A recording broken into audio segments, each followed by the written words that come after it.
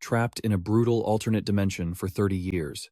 He fought as a solitary wolf, surviving only to slaughter the Monster King. His name? Kang Chul-ho.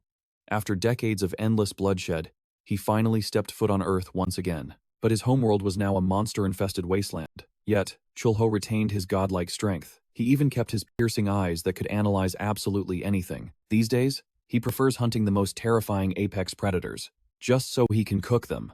Because to Chul-ho, these beasts aren't threats. They are simply fresh ingredients. Suddenly, deafening emergency sirens rip through a ruined city. Radios crackle with desperate warnings. Rank 4 beasts are swarming the area, and a local hunter has rushed right into the chaos. But before the broadcast ends, a brutal impact shatters the comms. Grotesque aberrations are already tearing the streets apart. The lone hunter lunges at the horde, but his blood runs cold. 10 massive creatures stand before him, their chests swelling with explosive power. One beast unleashes a deafening, ear-splitting screech. The horrific shockwave violently ripples across the devastated wasteland. He curses through his teeth. 10 shrieks combined will completely rupture his eardrums. Erupting with violent purple aura, his raw power rockets fiercely into the heavens. That explosive mana violently twists, morphing into a deadly energy whip. It locks dead on to a monstrous target. Eyes narrowed, he hopes the beast is prepared for death. But suddenly, a blinding celestial light erupts above, forcing everyone to gaze upward. Out of nowhere, a catastrophic pillar of pure energy crashes down. It instantly obliterates the beasts head-on. The hunter freezes in pure shock, absolutely bewildered. A female operative rushes in, praising her captain for the one-shot annihilation. He quickly denies it. His skill set lacks massive area of effect strikes, unlike the legendary Blade Queen. They both stare blankly at the smoldering crater, minds racing to comprehend the sheer devastation. He urgently asks if backup was deployed. She shakes her head. A chilling realization hits him. There isn't a single soul in Korea wielding such monstrous, destructive force. Even crazier? The female agent notices the priceless mana stones. The mysterious savior completely ignored them. Only an absolute master could slice so cleanly. What was their true motive? Still baffled, the captain orders her to harvest the stones and summon the cleanup crew. Yet, as he surveys the apocalyptic damage, a peculiar sight catches his eagle eyes. He spots a tiny restaurant bearing a very simple, worn-out sign. Smirking, he mutters that a single miscalculation from that strike would have completely crushed the little building flat. With a heavy sigh, he turns away. He desperately needs a drink. Meanwhile, our overpowered chef smirks from a nearby rooftop. Chul-ho strolls away with absolute calmness. He casually dabs his mouth with a napkin, totally satisfied. Descending the stairs, he steps right into that exact same miraculous eatery. Entering his sacred kitchen, he powers up a high-tech processing machine. The master chef flawlessly grabs his favorite skillet. He slams it onto the blazing stove, letting the iron sizzle. Activating his crystal monocle, he expertly appraises a massive, bloody slab of fresh hunt. He tosses the heavy meat onto his cutting board, ready to create culinary magic. Facing the roaring flames, the legendary survivor ponders. What is the ultimate recipe for this exotic flesh? Did he harvest way too much velto meat today? Scratching his chin, he decides curing a batch into premium jerky is the smartest play. But suddenly, 3 sharp knocks interrupt his flow. A voice respectfully calls out for Mr. Kang Chul-ho. Standing outside is a sharp-suited man from the National Hunter Association. The agent politely reports the recent beast attack, assuring him the perimeter is totally secure. He claims it is just a mandatory safety patrol. The overpowered cook nods in calm understanding. Smiling warmly, Chul-ho notes the ghost town environment. Thankfully, civilian casualties were basically zero. But without warning, a heavenly aroma drifts past the doorframe. The agent's eyes snap wide open in absolute awe. Leaning in, he shamelessly inhales the mouth-watering scent. Chul-ho casually reminds him this is a restaurant, making the poor agent's empty stomach violently growl. Blushing hard, the inspector begs for a quick breakfast. He hasn't touched a single bite since daybreak. The entrance bell chimes brightly. Stepping inside, the hungry official gazes around the cozy interior with deep fascination. Utterly charmed, he claims it feels like a classic vintage drama set. He politely requests a menu, but the chef reveals he only serves daily special ingredients. He realizes it is a dish-of-the-day situation. With a knowing smirk, the monster-hunting cook nods in agreement. Flashing a confident grin, Chul-ho proudly announces today's exclusive masterpiece. A massive, juicy steak. The agent gasps in pure shock at the meat's name. His brain connects the dots. This must be flesh. From the 10 beasts the spear captain supposedly killed, Chul-ho smoothly nods. He claims he scored some extremely prime cuts, all thanks to that hard-working hunter's efforts. Drooling with excitement, the inspector frantically checks his wallet, terrified the gourmet price will bankrupt him. Meanwhile, the camera zooms in on the chef, effortlessly slicing thick slabs of exotic meat. He rubs mystical spices into the marbling with absolute mastery. The ultimate feast is about to begin. Suddenly, dark memories from 30 years ago surface, an unfathomable twist of fate. He had opened his eyes to discover he was violently dragged into an unknown, magical realm, thrown into a savage reality ruled by tyrannical dragons and nightmares. He had to forge himself into an absolute weapon just to survive. In his past life, he faced a colossal dragon, barely escaping a world-shattering blast. Awakening ultimate power, he finally crushed the legendary Demon King. Then, guided by a miraculous twist of fate, he discovered the impossible path back to Earth. But upon his grand return, he realized Seoul was no longer the peaceful sanctuary he remembered. Having battled for 30 brutal years, he knows every monster's fatal flaw. Yet, while quietly cooking, he wonders if he even needs to fight in this new era. After all, modern humanity had already built a powerful awakened system for survival. This was the brand new reality he now called home. So, he decides to simply master his culinary arts. Plating the steaming masterpiece, he raises his spatula and proudly declares the dish complete. The legendary Velto steak is finally revealed, dripping with absolute perfection. The elite agent swallows hard, mesmerized by a culinary beauty he never saw coming. Trembling slightly, he pierces the tender meat with his fork, bracing himself for the first taste. With the first bite, his eyes snap wide open, utterly paralyzed by the divine flavor. He screams that the meat is literally melting, sending waves of pure bliss through his veins. Suddenly, he slams his hands on the table and stands up. There is no time to hesitate. Casting his budget aside, he decides he absolutely deserves to devour this masterpiece today. Wiping his plate spotless, he desperately orders a second Velto steak, leaving the stoic chef deeply amused. Demolishing the second serving, he exhales deeply and requests the check. The humble chef casually mentions the day's first customer eats free, but the stubborn agent refuses to back down. Surging with newfound energy, he vows to become a regular and fiercely insists on paying his absolute due. Hearing this profound respect, our main character flashes a subtle smile, quietly accepting the hunter's resolve. He declares the price is 10 silvers. The grateful agent drops the coins, bowing in deep appreciation. He turns toward the door, but abruptly stops and looks back with a serious gaze. He warns the chef to stay vigilant, as survival is brutal for unawakened civilians. Handing over his official business card, he grimly reminds him of the lethal dangers lurking outside. The sleek card reveals his name, Choi Jae-woo, elite officer of the association's patrol unit.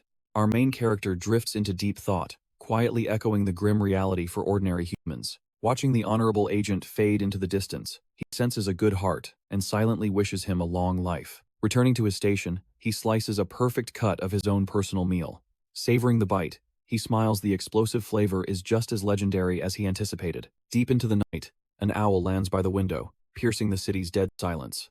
Our main character stretches his sore muscles, grateful for a peaceful shift. Suddenly, he remembers the rare Velto egg and brainstorms his next culinary masterpiece. Boom! The restaurant door is violently kicked open, shattering the peace. A furious crimson-haired man steps through the shadows, aggressively declaring his long hunt is finally over. Chul-ho slowly turns, eyes narrowing in confusion, radiating blazing hostility. The vicious intruder roars that he has come to reclaim his stolen treasure. The scene flashes back a few hours, shifting to a chaotic and bustling monster market.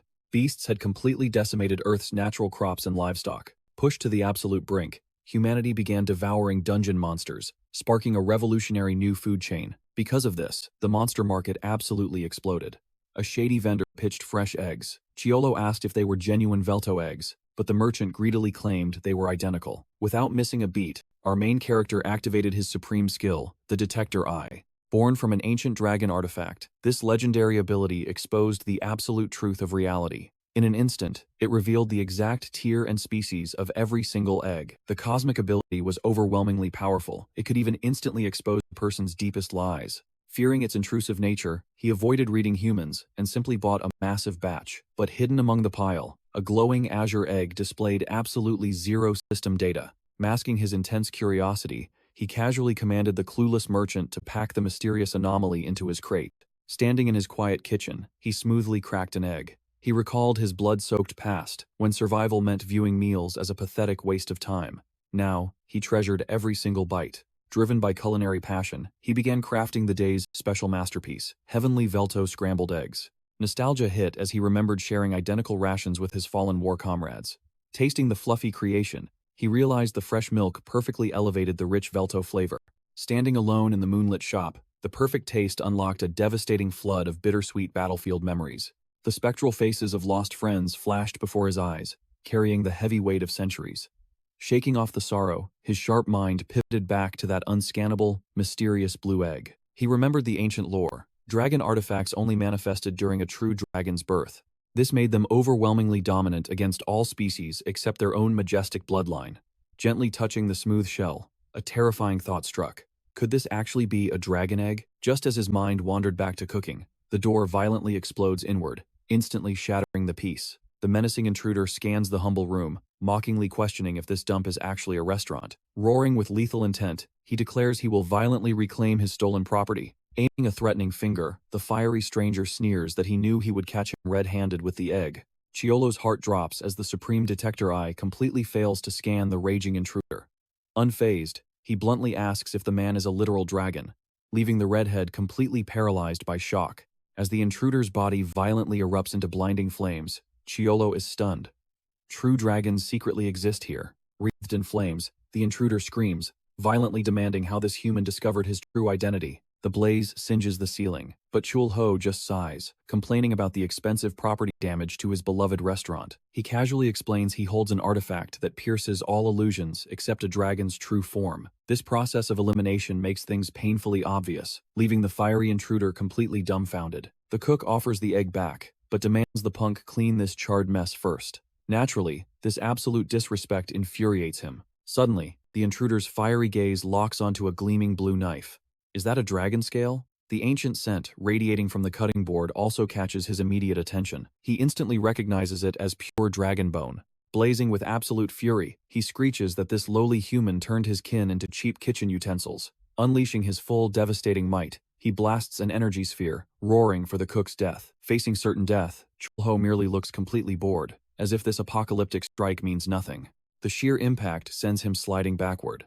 Annoyed, he clicks his tongue, complaining that this massive explosion will just make mopping the floors much harder. Slowly rising, an overwhelming aura erupts from his body. Muttering about a dragon's stubborn nature, a massive cast-iron frying pan magically materializes in his hands, primed for absolute combat. Swish! With one casual swing, he effortlessly swats the deadly blast away. The intruder freezes in sheer terror, utterly unable to process this godlike display of power. Eyes glowing with terrifying light, he advances, stating that dragons only learn one single way. Swinging that cast-iron pan of doom, he declares they only learn the hard way. The intruder's mind violently glitches, totally confused as he remembers hearing those exact bone-chilling words before. A traumatic flashback hits. The protagonist ruthlessly demanded the artifacts from the dragon's father. The great dragon lord felt deeply offended, furious at the mortal's staggering audacity. But his son frantically tried to warn him, screaming that this was the legendary, feared warrior, Menelaus. Judging by the trauma from 30 years prior, the boy knew his proud father was about to suffer another brutal beatdown. Snapping back to reality, our retired hero realizes this fiery intruder is just a mere kid. Sighing, he casually mentions he holds no grudge against children, leaving the redhead violently flinching. Taking his seat, he sternly orders the trembling intruder to come discuss this catastrophic mess. The veteran hero lays out the rules. Scrub this restaurant spotless, and then he can take his precious egg and vanish forever. His voice drops dangerously low, reminding the kid he despises dragons. He promises their next chat could be significantly more violent. Terrified, the boy drops to scrub the floor, frantically wringing a wet rag with bare hands. Between panicked breaths, he explains he was sucked through a chaotic dimensional rift from Espan. The cook quietly understands. Hesitantly, the boy asks if he is from Espan too. He casually reveals that in the other realm, he was Menelaus. But here, he is simply Chul-ho Kang. Hearing that dreaded name, the dragon scrubs the floor at Mach speed. This was definitely the absolute monster who traumatized his mighty father. Seeing the tiles sparkling clean, Chul-ho orders the kid to grab his belongings and finally get lost. Bravely standing up, the boy demands to know why he never returned his father's sacred relics. Recognizing that familiar fiery aura, the cook fondly remembers Rex, the tyrannical dragon of flames. Chuckling, he beckons the trembling boy closer, reassuring him his dragon-beating days ended 30 years ago. The nervous boy asks his true age. Smirking, he casually reveals he is over 50. Actually, the protagonist corrects himself. He is almost 60, deeply shocking the dragon. He teasingly asks if it is because he is so stunningly handsome, making the proud boy blush violently, but he quickly gets dead serious, stating that back then, the only language stubborn dragons understood was overwhelming brute force. Our protagonist bursts into laughter, finding it absolutely hilarious to see a mighty dragon acting so incredibly submissive. Calming down, he clarifies he never actually killed any dragons. Those terrifying kitchen utensils were willingly given gifts. As for the sacred relics, he reveals they were completely shattered during the apocalyptic battle against the Demon King. Realizing this will be a very long conversation, he casually offers the trembling boy a cold drink to relax. But the dragon gets absolutely furious, yelling about how this mortal dares to think he would ever drink with a human. Yet, after all that arrogant shouting, the dragon instantly passes out. Face planting hard onto the table, drunkenly slurring his words, he mumbles that this lowly human should feel incredibly honored to drink with him. The protagonist asks if the egg is his, but the drunken dragon aggressively yells that it is his precious sister. He explains a massive dimensional rift tore open their nest while their parents were away. So, our hero asks how long he has been here, and he replies it is about half a year. The cook notes that is exactly when he returned to Earth, leaving the dragon utterly confused. He casually explains that he needed considerable time to sort things out over there before finally returning here. The drunken boy glares, demanding to know why he is hiding in some random restaurant. He passionately insists that a monster wielding such catastrophic power could effortlessly dominate this entire world, but the dragon slams the table, furiously yelling that all humans are greedy and only want absolute power. The veteran hero calmly replies he has a valid point, but all of that endless ambition is just meaningless noise now. He then sternly tells the boy he does not trust humans either, and that he should fiercely protect his precious family. With a goofy smile, the dragon hugs the egg, babbling about his adorable sister.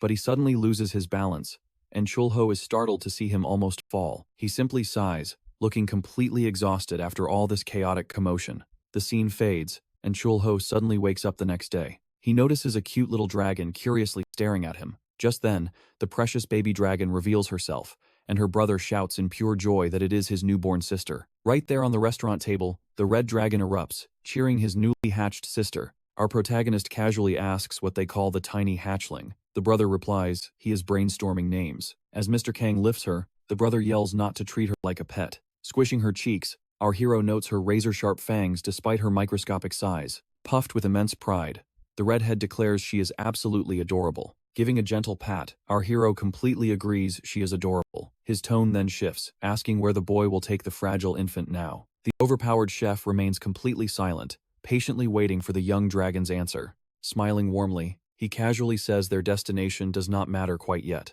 Rain begins violently pounding outside the restaurant, and he orders them to eat before leaving. The scene shifts to a torrential downpour, dragging a suffocating, melancholic weight into the room. He remembered how the demonic hordes arrived with storms, their suffocating scent of blood riding the howling wind. The heartbreaking memory of a final drink with a fallen comrade surfaced.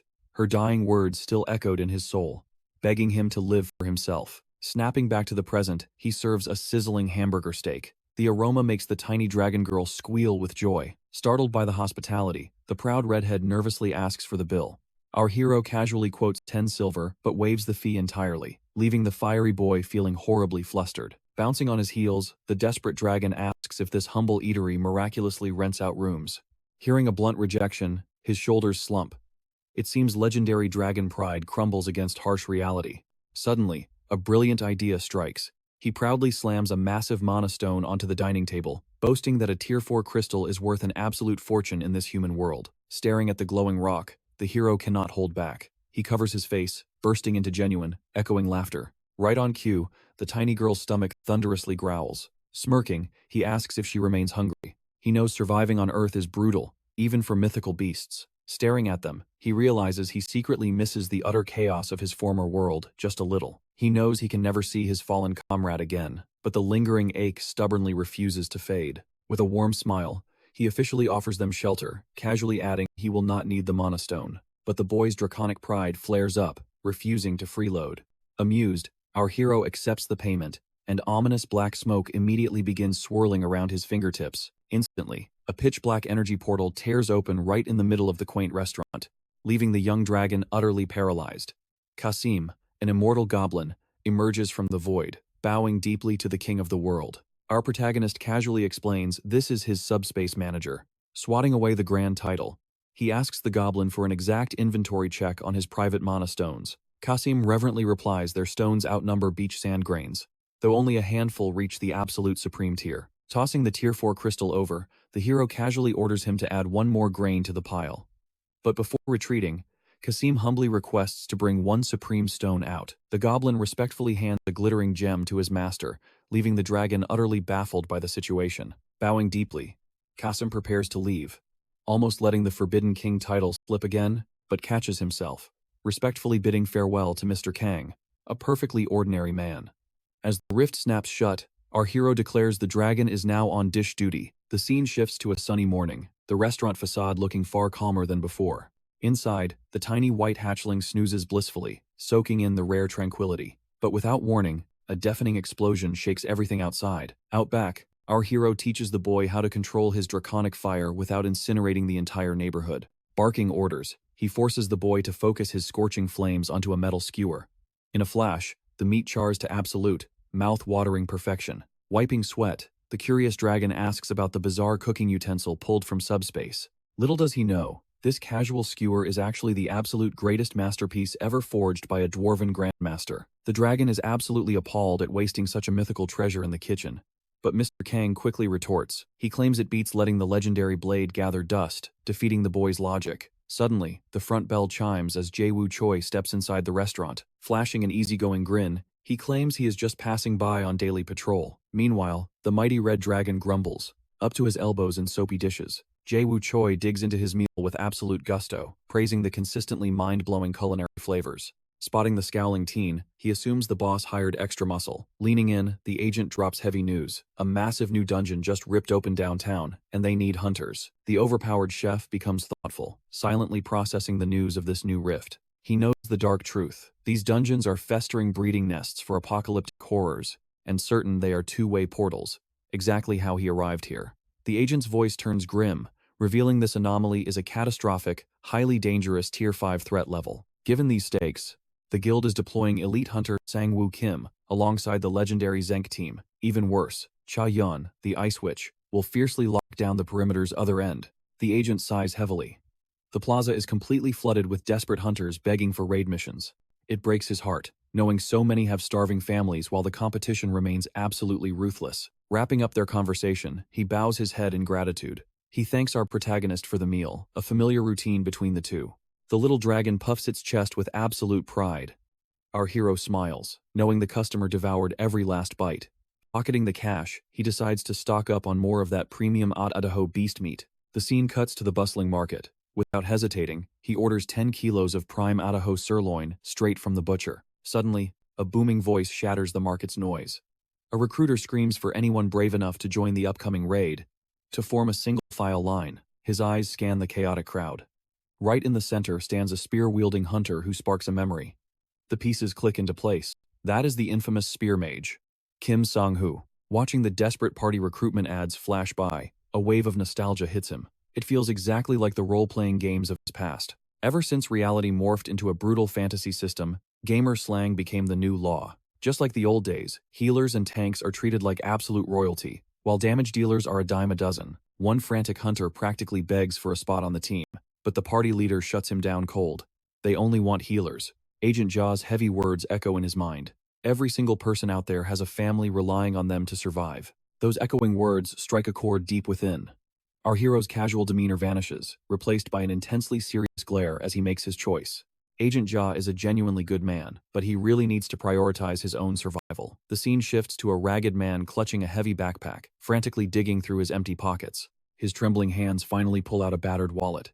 But as he flips it open, the harsh reality hits. There is absolutely nothing left. A soul-crushing sigh escapes his lips. His eyes completely hollowed of hope. He drags his feet forward until he suddenly freezes in his tracks. He clenches his backpack strap with white knuckles. Meanwhile, back at the restaurant, Chul-ho calls out for Khan, admiring the flawlessly spotless kitchen. Ding!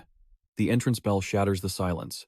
Chul-ho turns to see the same desperate man from the streets, weakly whispering to ask if they are still serving. Our hero slides a refreshing glass of water across the counter. The exhausted stranger mutters a raspy, deeply pathetic word of thanks. With a shaking voice, he asks if they sell basic instant ramen. The owner nods with a warm smile. It will only take a moment. Grabbing a crinkled packet, the cook marvels at human nature.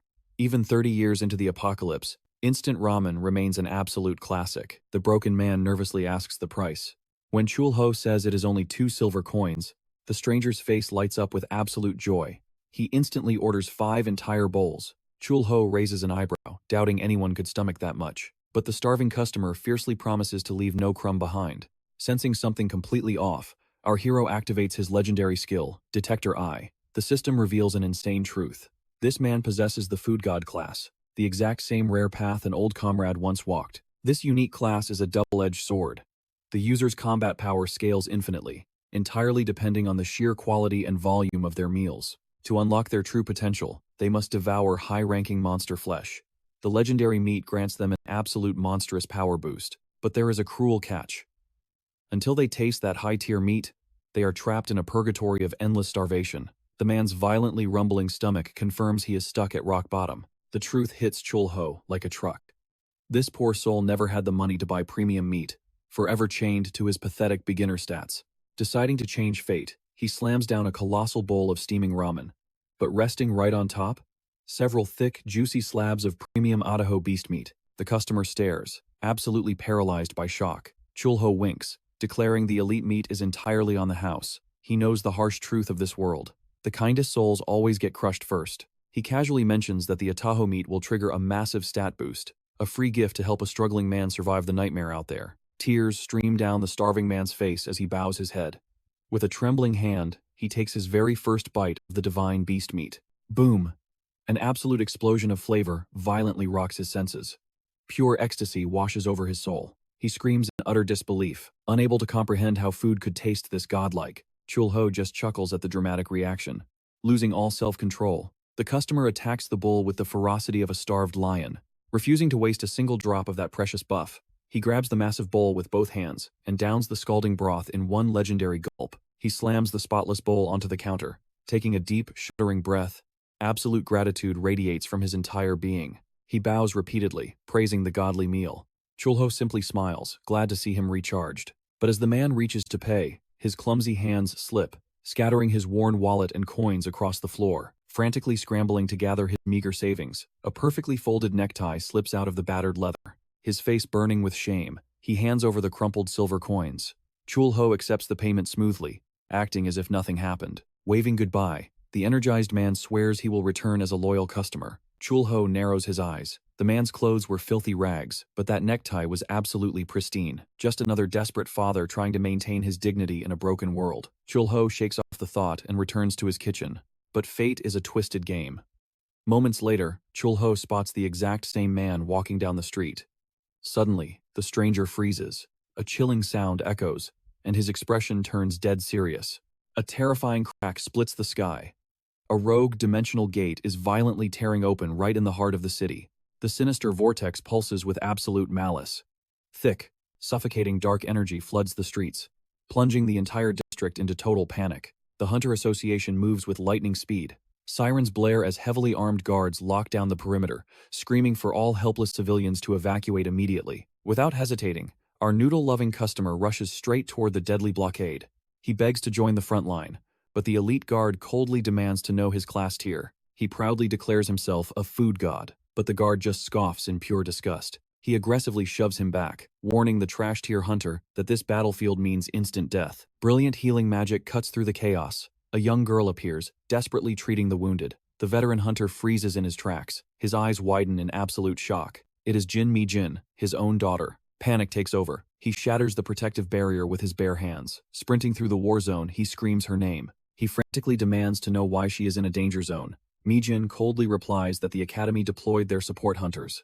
Without hesitation, she orders her father to evacuate immediately, but he refuses to budge. His voice trembles, pleading that he was just terrified for her safety. That is the final straw, and her pent-up fury finally explodes. She screams that he is completely useless. All he ever does is work and eat, completely abandoning his family. Shoving him away, she demands he run, sending his battered phone crashing to the asphalt. As she turns her back, something catches her eye. A strange item lies discarded on the ruined street. She pauses, picking it up. Is this a necktie? Confusion washes over her face as she glares at her father. Why would he have a tie when he does not even own a single suit? Before he can answer, space tears open. A blinding portal of light materializes, and a heavy, armored boot steps out. It is Sang-woo and his elite strike team, arriving to wipe out the remaining threat. The elite vanguard raises his weapon, declaring the dungeon officially cleared. He praises the frontline fighters for their flawless teamwork. The nightmare is finally over. The commander orders all healers to converge on the critically wounded. Without a second glance at her father, Mi-jin sprints toward the casualties. Her duty calls. Her father is left utterly alone in the wreckage. He stands frozen like a statue, completely invisible, while the elite squad celebrates their glorious victory. In this brutal world, a hunter's class dictates their destiny. Mastery is divided into 5 absolute levels. Young, promising awakened ones flock to the Cypher Academy, desperate to evolve their abilities. Pushing beyond human limits is the only way forward. Once a hunter perfectly masters their primary class, an impossible path opens. Through immense effort, a second class can be unlocked. Those rare prodigies who break this barrier are treated like royalty. They become the absolute elite, the unstoppable pillars of the Hunters Association. But reality is incredibly cruel. Awaken a low-level class, and evolution becomes a pipe dream. Society expects these failures to just quit hunting and find an ordinary desk job that suits their pathetic lives. Meanwhile, Chul-ho stares blankly into space. Memories of the final apocalyptic war flash through his mind. He remembers the exact moment he shattered the world's rules and awakened his legendary 6th class. He clicks his tongue in sheer annoyance, angrily chopping ingredients in his kitchen. Is this really his ultimate limit? Despite everything, he never managed to find that elusive 7th class. Bang! The kitchen door flies open. A red-haired young man bursts inside, practically breathless. He stumbles over the chef's name before yelling for Chul-ho. Something unbelievable has just happened. The baby dragon, Kul, has finally shed his skin. And even crazier, he can actually speak. The youth holds up the tiny mythical beast, eagerly commanding it to say the name Khan, but the little dragon ignores him completely. Its glowing eyes lock onto Chul-ho. With pure excitement, the legendary creature opens its mouth and loudly chirps, "Daddy!" Chul-ho freezes, incredibly awkward at his new title. While the red-haired youth bursts into laughter, the chef tries to play it off. He mutters that Kul sounds way too ordinary, but Khan shoots back that the dragon is native to this realm now. Determined, Khan turns back to the tiny beast. After a few tries, he finally gets the creature to repeat his own name, Khan. He excitedly celebrates the massive milestone. Chul-ho crosses his arms, getting down to business. Since true dragons are born with an innate class, what power has the beast awakened? But Khan simply shrugs, saying the dragon does not know yet. Ding! The restaurant's entrance bell chimes softly. Panic flashes across Khan's face. He immediately scrambles, ducking behind the wooden counter to hide the mythical creature from sight. The heavy wooden door creaks open. It is the battered hunter from the disaster zone. His voice is hollow and completely broken as he requests 5 massive bowls of instant noodles. The kitchen assistant, Khan, watches in utter confusion. Why on earth is he ordering so much? The veteran simply slumps into his chair, looking utterly completely dejected. The heavy silence breaks as the man begins to pour his heart out to Chul-ho. He confesses that he rushed into the deadly monster breach just to find his daughter. Tears well up in his exhausted eyes. As a pathetic Tier 7 awakened, he was treated like a civilian liability. Meanwhile, his daughter is a highly talented Tier 3 healer, fiercely recognized by the association. His voice cracks as he mentions the ruined necktie.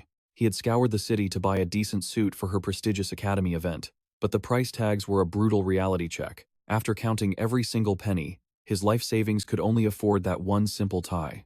The realization left him absolutely devastated. Staring blankly at the table, he whispers a heartbreaking truth. Would it be better if he just vanished? He cannot even afford to pay for academy tuition anymore. A loud grumble echoes from his empty stomach. Clutching his gut, he lets out a miserable, self-deprecating laugh. Even during a crisis like this, his pathetic body still demands food. Chul-ho listens in absolute silence. The broken man mutters that if he starves, he will not even have the strength to haul rubble at the reconstruction site tomorrow. Without a word, Chul-ho strides into the back kitchen. He approaches Khan, who is furiously boiling the noodles for the guest. Chul-ho casually asks if he can slice him up thinly, instantly terrifying the red-haired young man. Pure terror grips the poor assistant. Khan lets out a blood-curdling scream. He hysterically accuses Chul-ho of fattening him up just to devour him later.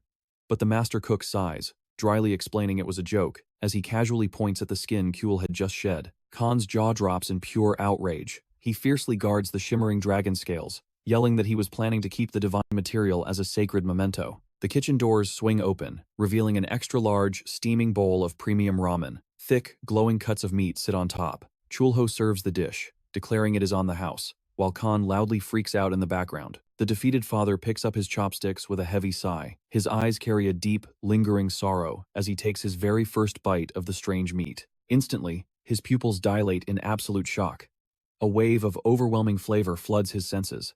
Silent tears begin to stream down his rugged face as he eats, sobbing out all of his crushing frustration. Soon, not a single drop of broth remains. The revitalized hunter leaves a crumpled bill on the table. He bows his head, expressing his deepest gratitude for the food and for listening to his pathetic life story. Chul-ho simply wipes a glass, silently watching the man's retreating back. A rare, genuinely satisfied smile creeps onto the master chef's face. Another quiet mission successfully accomplished. Standing at the exit, the veteran hunter pauses, staring out into the night.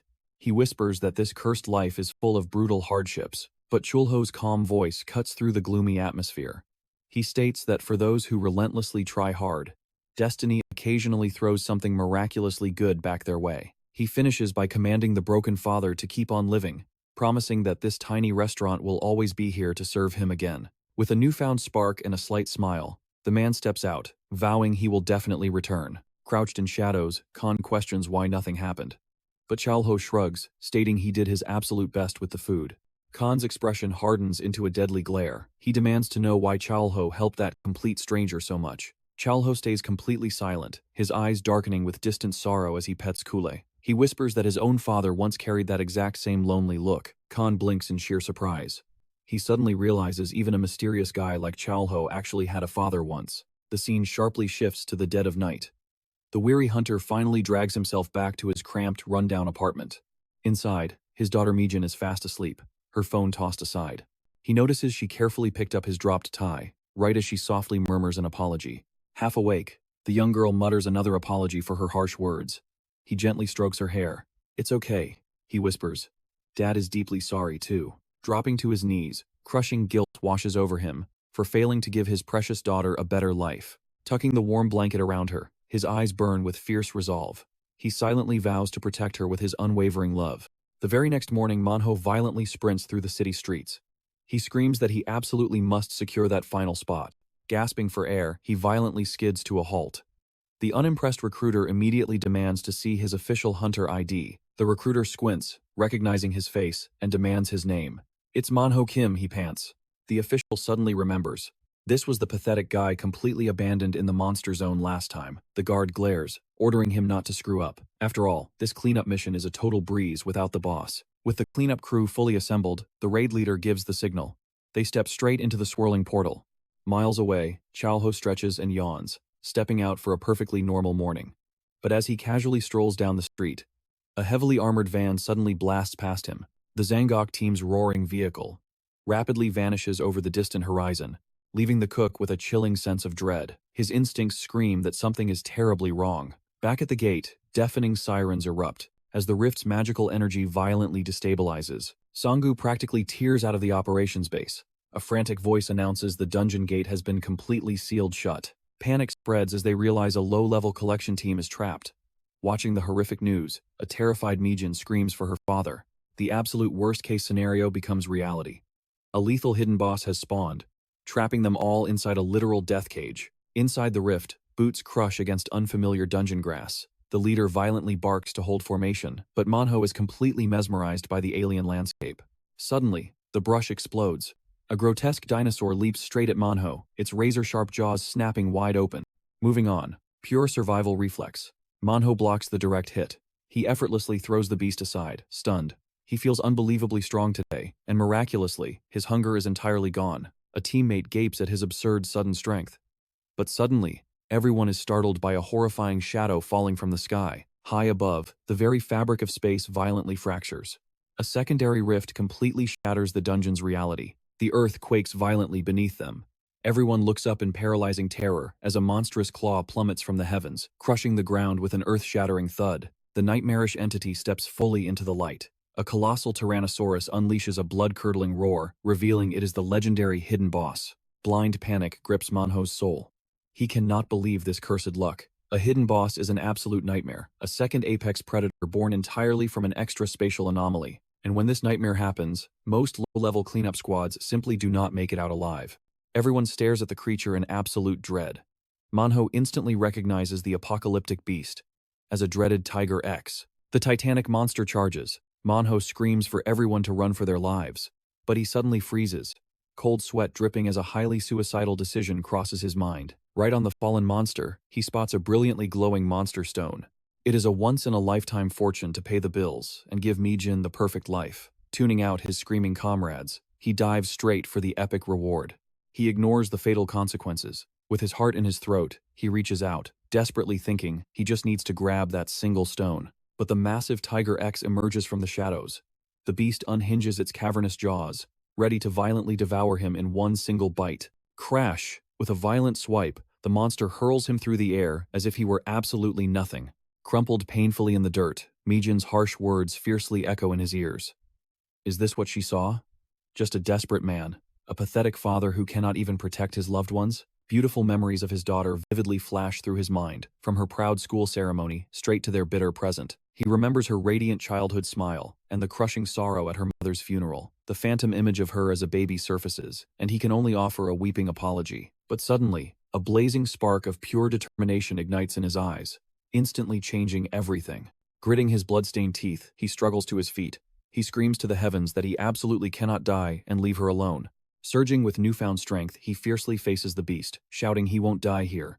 The monster digs its claws hard into the earth, preparing for the obliterating final attack. Unleashing a deafening roar, the beast charges straight for Manhwa, who utterly refuses to die in this cursed place. He tightly clenches his battered fist with pure resolve, gathering every single ounce of courage he had left.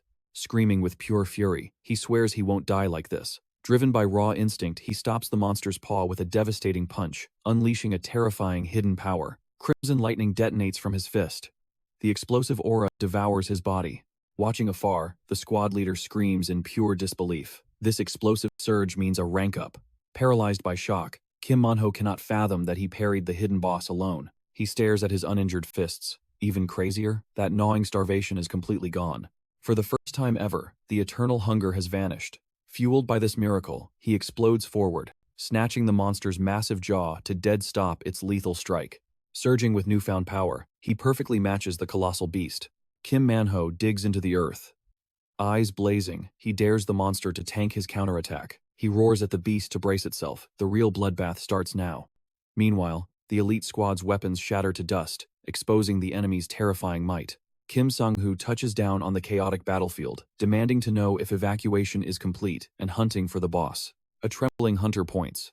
He cannot believe a single man just stalled a Tier 2 Tiger Rex. A smirk tugs at Kim Sang-ho's lips. He confirms the impossible feat, calling the badass older man an absolute legend. Watching Kim Manhwa overpower the beast, he instantly recognizes his potential. He needs his number. Suddenly, a shimmering system window materializes. Kim Manhwa's awakened class, the god of food. The system reveals this legendary class reflects incoming damage. He is practically an invincible vanguard.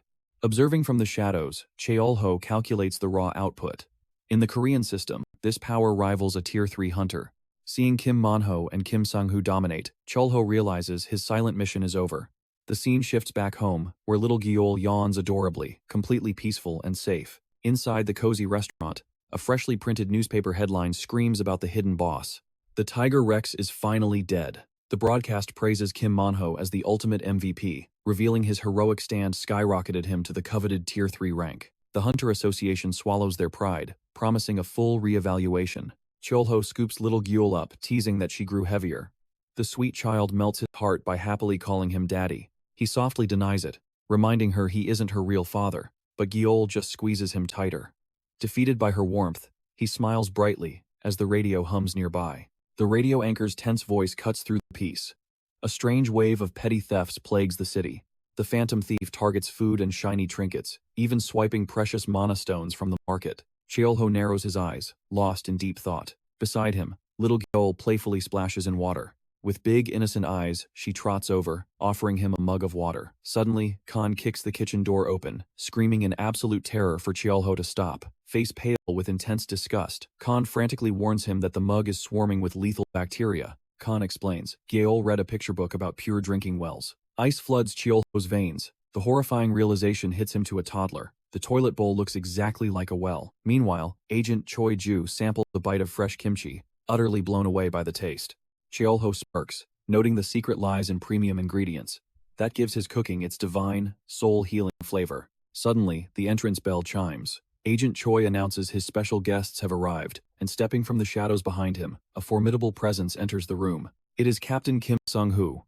The legendary spear hunter stands tall in his leather jacket. Chul-ho offers a polite bow, warmly welcoming the captain, and admitting his legendary reputation precedes him. The agent makes formal introductions, acknowledging Chul-ho as the elusive spear mage. Kim Sung-ho groans, venting about a brutal day crushed beneath endless bureaucratic meetings. Agent Choi then points excitedly toward the corner, proudly announcing that the famous god of food is dining here. He introduces Kim Manhwa with massive respect, the unstoppable hero who miraculously turned the tide during the raid. Kim Manhwa bows humbly, crediting his survival to the mysterious boss who saved him, but Chul-ho waves it off calmly. He simply wanted his loyal customer to return for another warm meal. The heroic tank politely requests his usual noodle bowl, and Chul-ho instantly ignites the stove. The mouth-watering aroma hits Kim Sung-ho hard. Craving that divine flavor, he orders the exact same dish. The moment the bowls arrive, Kim Manhwa unhinges his jaw, draining the broth in one gulp. Kim Sung-ho watches in absolute shock, utterly terrified by his comrade's monstrous appetite. Snapping back, he taps Kim Manhwa's shoulder, reminding the tank about his crucial promise to visit his daughter's academy. Chul-ho gently advises them to digest and rest up. Taking the cue, the agent says his goodbyes and leaves. Observing from the door, the agent smiles to himself, seeing the two warriors form an unbreakable brotherhood. But a heartbeat later, an eerie silence swallows the restaurant. Frowning, he glances back and sees Kim Sung-ho swaying like a leaf, his eyelids incredibly heavy. Just like that, the formidable captain passes out entirely. The divine meal knocked him into a food coma. The narrative violently jerks back to a grim flashback. Kim Sung-ho hoisted a trembling man by the collar, roaring in outraged fury. He screamed into the coward's face, "How dared this fool provoke a mystical beast?"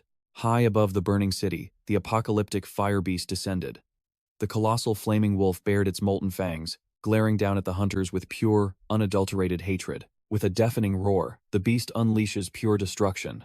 Back in the present, Sung-ho finally snaps awake from his deep slumber. Disoriented, he shoots to his feet. Beside him, Chul-ho sits completely unfazed, calmly flipping through the daily newspaper. Sung-ho notices the late hour and apologizes.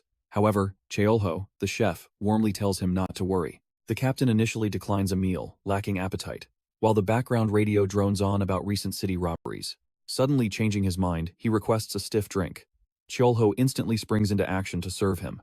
Ordering soju, Sung-ho leaves the appetizers to the chef. Grabbing fresh ingredients, Chul-ho suggests sashimi, surprising the captain. He confirms it is raw fish, explaining he secured a remarkably fresh catch that very morning. Ever since the rifts opened, terrifying monsters have completely conquered and dominated the world's oceans. Once common fish became impossibly rare delicacies.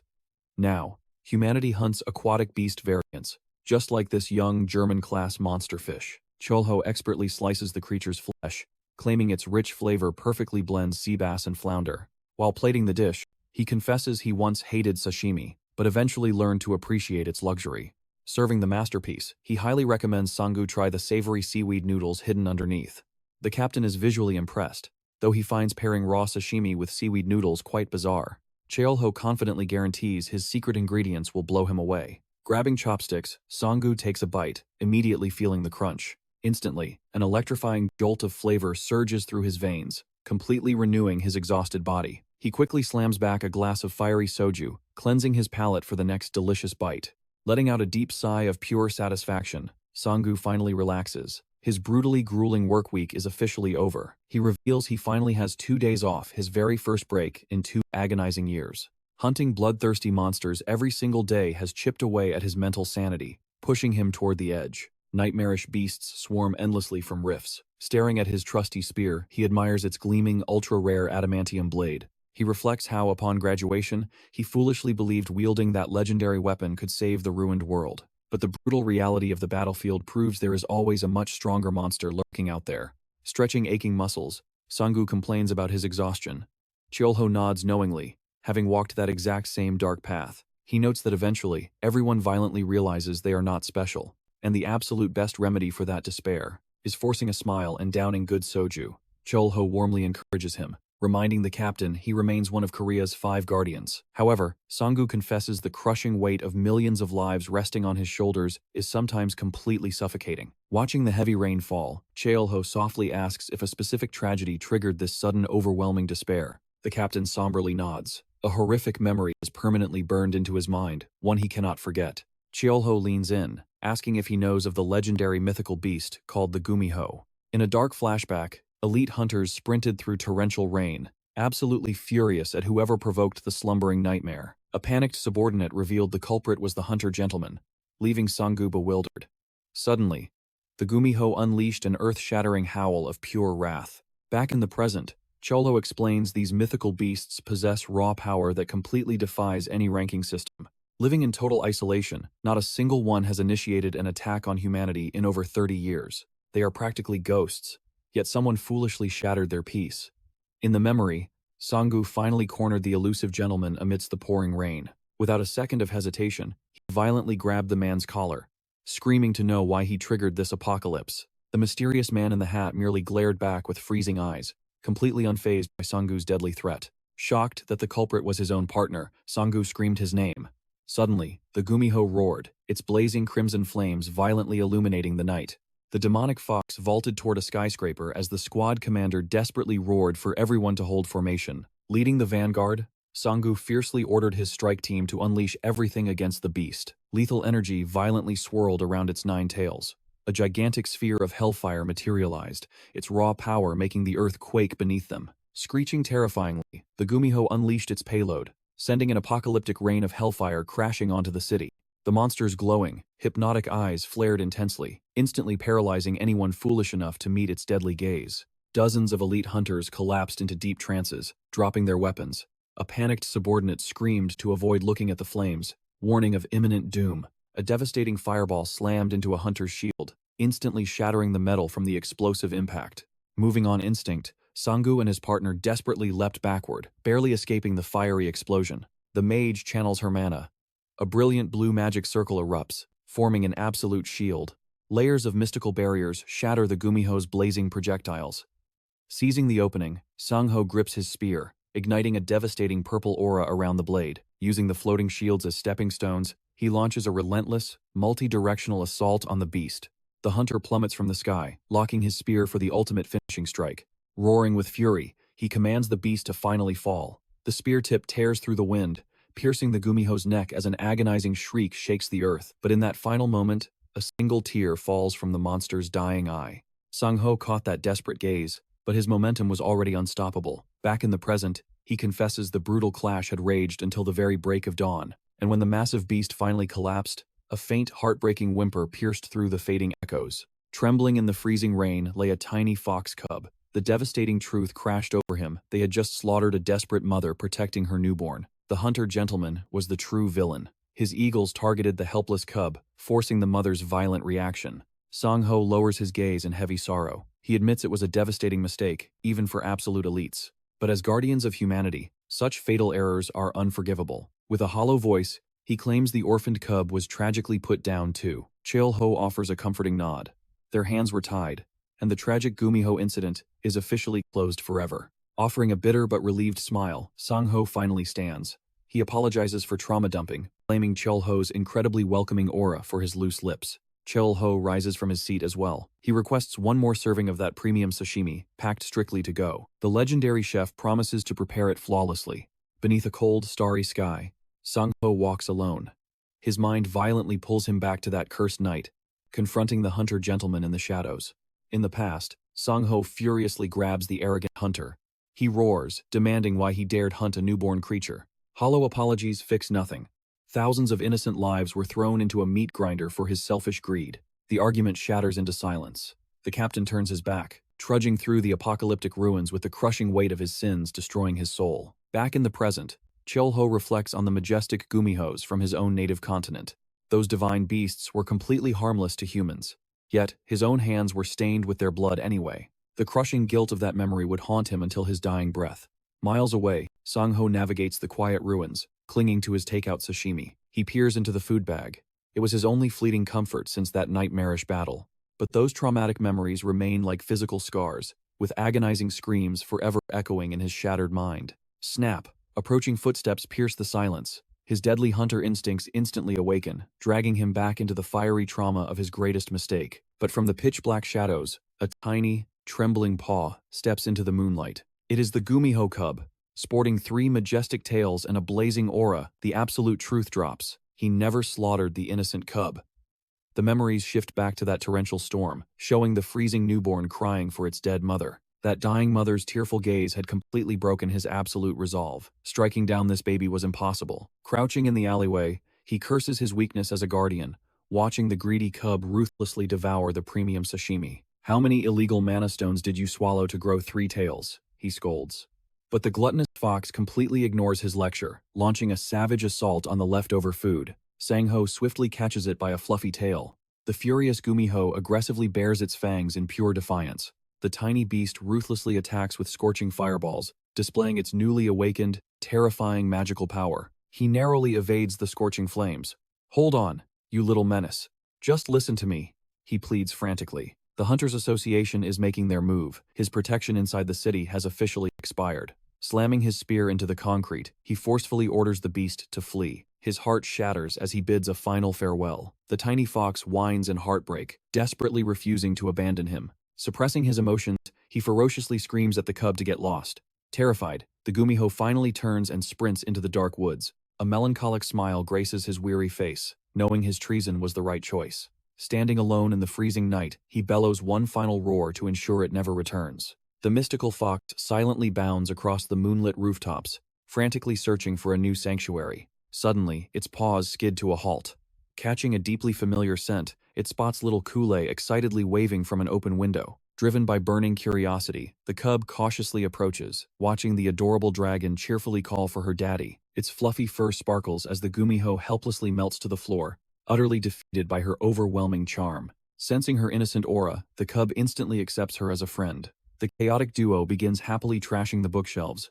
Just as Chul-ho steps into the room, the legendary chef suddenly freezes in his tracks. The mysterious monster lurking around his territory was this tiny Gumiho all along. Chul-ho asks if the little fox is hungry. It nods eagerly in response. Smirking, he notes it already feasted elsewhere, clearly remembering the stolen sashimi. Suddenly, a dark portal tears open. His loyal goblin butler, Kasim, steps through. Kasim bows, asking for his master's command. Chul-ho points at the Gumiho, ordering the butler to fetch a mana stone from his vault. The servant obeys instantly, presenting the glowing gem to Master Kang Chul-ho. "Tier 1 stone should help," he says, and the Gumiho snatches it greedily. Without a second thought, the fox chomps down. The hard crystal shatters effortlessly between its fangs. Instantly, cosmic energy erupts. A blinding aura envelops the creature as it devours the stone's pure power. Standing by the window, Chul-ho bids his final farewell. Her power restored, the creature is finally ready to depart. The Gumiho leaps, streaking through the night sky like a blazing comet. Landing gracefully on a distant rooftop, she casts one last gaze over the sprawling city. Her mind drifts to Kim Sang-ho. Despite all their chaotic encounters, she knows the hunter possesses a truly kind heart. Hot tears prick her eyes. Sorrow washes over her, knowing their paths will likely never cross again. Miles away, Sang-ho lies in the grass. He chuckles sadly, knowing her mystical flames are too dangerous here. With a heavy heart, he prays she stays safely away. Beneath the pale moonlight, the Gumiho unleashes a mournful howl. A beautiful, final goodbye before vanishing into the shadows. The scene shifts dramatically. Towering above the city is the National Hunters Association, the absolute authority controlling the country. They govern through 5 elite Tier 2 hunters, known as the official guardians. The roster includes the Ice Witch, Kim Sang-ho, the Gentleman, and the fearsome Blade Queen. But for the darkest, most classified operations, the association unleashes their supreme Tier 1 hunters. Sitting at the absolute apex of this hierarchy is the association's president, the formidable Yu Jin-soo. He is the strongest man in the nation. Inside his lavish office, he whines about the brutal summer heat, while Cha-yun, the blue-haired mage, watches in deadpan silence. The stoic Ice Witch offers to conjure a blizzard just to cool him off, but the president quickly waves her away. Summer is meant to be boiling, he laughs. But his playful demeanor vanishes, abruptly pivoting to deadly serious business. He brings up the vanishing Mandragoras. She nods, confirming the unsettling rumors. These terrifying plant monsters are notorious for unleashing a lethal, flesh-melting poison. Worse still, Their ear-piercing shrieks can rupture eardrums, instantly slaughtering low-rank hunters and fragile civilians alike. 13 of these deadly beasts have evaporated without a trace. It is as if they simply uprooted and walked right out. Jinsu bursts into laughter. The very idea is absurd, he claims, since root vegetables do not have legs to stroll around. He decides to deploy Gabi for the investigation. Cha-yun flinches, visibly startled by that name. Jinsu smirks, confirming the infamous Shadow Cat has returned to handle this bizarre mystery. Meanwhile, miles away from the tension, little Cool stretches her tiny wings, waking up from a perfectly peaceful slumber. Lying beside Chul-ho, she notices Khan is missing. But her attention shifts as her daddy tosses and turns. Trapped in a nightmare, she gently nudges him awake. Using her soft little paws, she adorably pats his sweating face. She whimpers softly, desperately trying to pull him from the dark shadows of his mind. Suddenly, a monstrous growl interrupts the moment. It is the little dragon's empty stomach. Now, only one glorious thought fills her mind. Food. She tumbles out of bed and waddles to the kitchen. Spotting a towering wooden chair, she plans her ascent. After a few hilariously clumsy leaps, the tiny predator scales the summit, ready for her hunt. Peeking into the glowing depths of the fridge, she spots a captive mandragora. The bizarre plant monster shivers in the cold. Completely clueless, she tilts her head. Is this wrinkly thing an old man? Terrified by the tiny dragon, the mandragora unleashes a deafening, soul-shattering shriek, but a dragon's hunger fears no scream. Unbothered, Kule simply opens her jaws and takes a massive, crunchy bite out of the monster. Immediate regret. The taste is absolutely vile. Gagging in disgust, she spits the bitter chunks everywhere and aggressively chucks the cursed plant away. Just then, Chul-ho and Khan rush into the kitchen. The master chef crosses his arms, glaring at the guilty little dragon with deep disapproval. Ignoring the tension, the little dragon flops over, happily passing out with a full belly. Chul-ho sighs, warning she will face a severe scolding later. Gently scooping Kule into his arms, he demands to know where Khan has been hiding. Khan admits he was scouting dimensional rifts, but only found familiar trash mobs from Espan. Chul-ho falls silent, his eyes narrowing. The mere mention of those monsters sparks a dangerous new theory in his mind. He playfully mocks Khan's findings. The proud dragon instantly explodes in rage, roaring that his kind is a flawless, superior species. But the joke fades into grim reality. It is entirely possible for a rival dragon, or something far worse, to tear through the rifts. He strictly orders Khan to report any bizarre anomalies immediately. Confused, Khan asks why he does not just control the rifts himself. Chul-ho shakes his head, admitting he simply does not know how. Khan also demands to know how he returned to Earth, but Chul-ho smoothly dodges the heavy question, saving that dark secret for another time. Deflecting the tension, he announces it is time for grocery shopping. Dinner must be prepared. After all, the blazing summer heat demands a refreshingly spectacular feast. The atmosphere suddenly drops to freezing. On the desolate outskirts of Sinchon, a massive magical barrier pulses, protecting the entire city from annihilation. The Ice Witch prowls the perimeter, her sharp eyes scanning the shadows. Yet, she finds zero traces of the missing monsters. She locks her gaze onto an abandoned building, confirming it is the target location. But without warning, an eerie green aura engulfs her, a flawless, deadly ambush from all sides. The mage desperately charges an ice spell for defense. Suddenly, her arm is instantly restrained. A razor-sharp claw disrupts the magic. It traces her cheek with a bone-chilling touch. A woman materializes behind her, radiating the same eerie emerald aura. Smirking confidently, she declares, "You must be Shinshan's legendary Ice Witch." The mysterious figure introduces herself as Gabi Lee. She is the Shadow Cat, a Tier 1 hunter. Flustered, Cha-yun hastily introduces herself. Gabi insists on first names, praising the mage's aura before asking how many years she has been active. Hearing it has been 10 years, Cha-yun's jaw absolutely drops. She finds it completely impossible. She cannot fathom how this woman bypassed a sealed barrier without leaving a single trace. The veteran's youthful looks baffle Cha-yun, knowing she has hunted for 30 years. Gabi shakes the stunned mage's hand, welcoming herself to the region. Getting straight to business, Gabi demands a situation report. Cha-yun quickly details the stolen mandragoras. The anxious mage explains that a Tier 4 support hunter constructed the breached barrier. Gabi deduces the culprit must be at least Tier 3 to bypass it. Seeking leads, she requests the location of the region's top mercenary guild. Cha-yun nervously points them toward the Temple Guild. Surprisingly, Gabi decides to head there for food. Miles away, Sang-ho suddenly shivers. It feels exactly like someone is talking about him behind his back.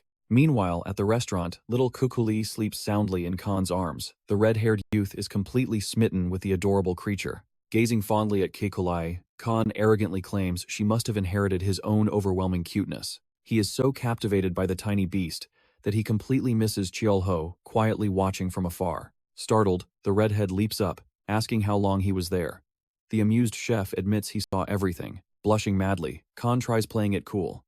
Chul-ho simply chuckles, telling him there is absolutely no need for shame. Grabbing a massive watermelon, the chef orders Khan to fill a boiling pot. Having never seen the strange fruit, Khan foolishly asks if the red core is meat.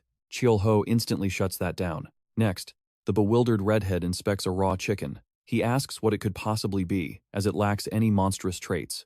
Chul-ho laughs out loud, explaining, it is just a chicken. He fondly remembers they also existed back in his original world, but Khan nearly drops dead when he spots a mandragora. The casual cook merely shrugs, claiming he found the legendary roots lying around. Panic strikes Khan's face as he desperately warns about their extremely lethal nature. Chul-ho explains their dark energy actually creates a refreshing cooling effect. Furthermore, their sweet crunch pairs flawlessly with countless culinary dishes. Curious about the stuffing, Khan watches as Chul-ho prepares rice, garlic, and the dangerous mandragora for the mix. Moments later, the heavy iron pot bubbles fiercely. A soul-warming magical chicken soup is almost ready to serve. Suddenly, the entrance bell chimes softly. Fresh customers have finally arrived at the completely empty restaurant. Sang-ho, Cha-yun, and Gabby step inside. The shadow cat instantly drools over the divine aroma. Chul-ho warmly welcomes them, forcefully shoving an embarrassed Khan to greet the party. Smiling broadly, Sang-ho declares that all visitors are welcome. He then introduces the flustered red-haired youth as his very own nephew. The master chef proudly offers the exhausted hunters his legendary chicken soup. Gabby's eyes light up at the mention of chicken. However, she quickly declines, revealing her strict vegan diet. This leaves Chul-ho pondering a meatless alternative. Steaming chicken soup and mandragora kimchi hit the table, radiating a mouth-watering aura. The ice witch dips a tender drumstick into salt, bracing for her first bite. As the juicy meat melts on her tongue, her cold, serious expression shatters into pure culinary bliss. Sang-ho highly praises the spicy kimchi. Both hunters are utterly blown away by the supreme quality of this simple meal. Noting their wild excitement, Chul-ho turns to the vegan Gabby. Lacking green options, he offers her the massive watermelon. Her interest is instantly piqued. With stars shining in her eyes, the elite hunter accepts his offer without a second thought. She eagerly requests a fresh slice. Chul-ho explains the countless ways to enjoy this fruit, deciding to craft something entirely revolutionary today. Wielding his knife like a master swordsman, he hollows out the crimson flesh, dicing it into perfect bite-sized cubes. For the final touch, he throws in fresh strawberries and kiwis, forging the ultimate summer fantasy dessert. He loads the vibrant fruit back into the hollowed rind, forming a beautiful base. Finally, the chef pours in carbonated soda, bringing the fizzy concoction to life. Just like that, the legendary watermelon punch, huake, is complete. It looked unimaginably refreshing. Impressed by the sight, the ice witch steps in, utilizing her high-tier frost magic to summon crystal-clear ice cubes. Chul-ho explains to the shadow cat that this young girl protects their city. However, Cha-yun pouts, deeply despising her infamous witch title. She earned that terrifying moniker back in the academy, after an explosive fit of rage froze an entire battlefield solid. She nervously laughs it off. Meanwhile, Chul-ho marvels at the legendary hunters gathered in his humble shop. His gaze shifts to the shadow cat, silently analyzing the overwhelming aura of a true Tier 1 predator. He senses a sturdy aura rivaling a guardian deity. Truly, he hasn't witnessed such breathtaking beauty since his time in Espan. Flashing a dazzling smile, Gabby expresses her gratitude for the meal. The graceful gesture leaves Chul-ho utterly mesmerized. Soon, the massive watermelon bowl sits completely empty on the table. Breaking the silence, Khan points out the mysterious woman's stunning looks, and Chul-ho firmly agrees. Her features were far too flawless for a mere human. It was an ethereal, almost otherworldly kind of perfection. The truth drops. Gabby is actually a high elf, explaining her divine visuals.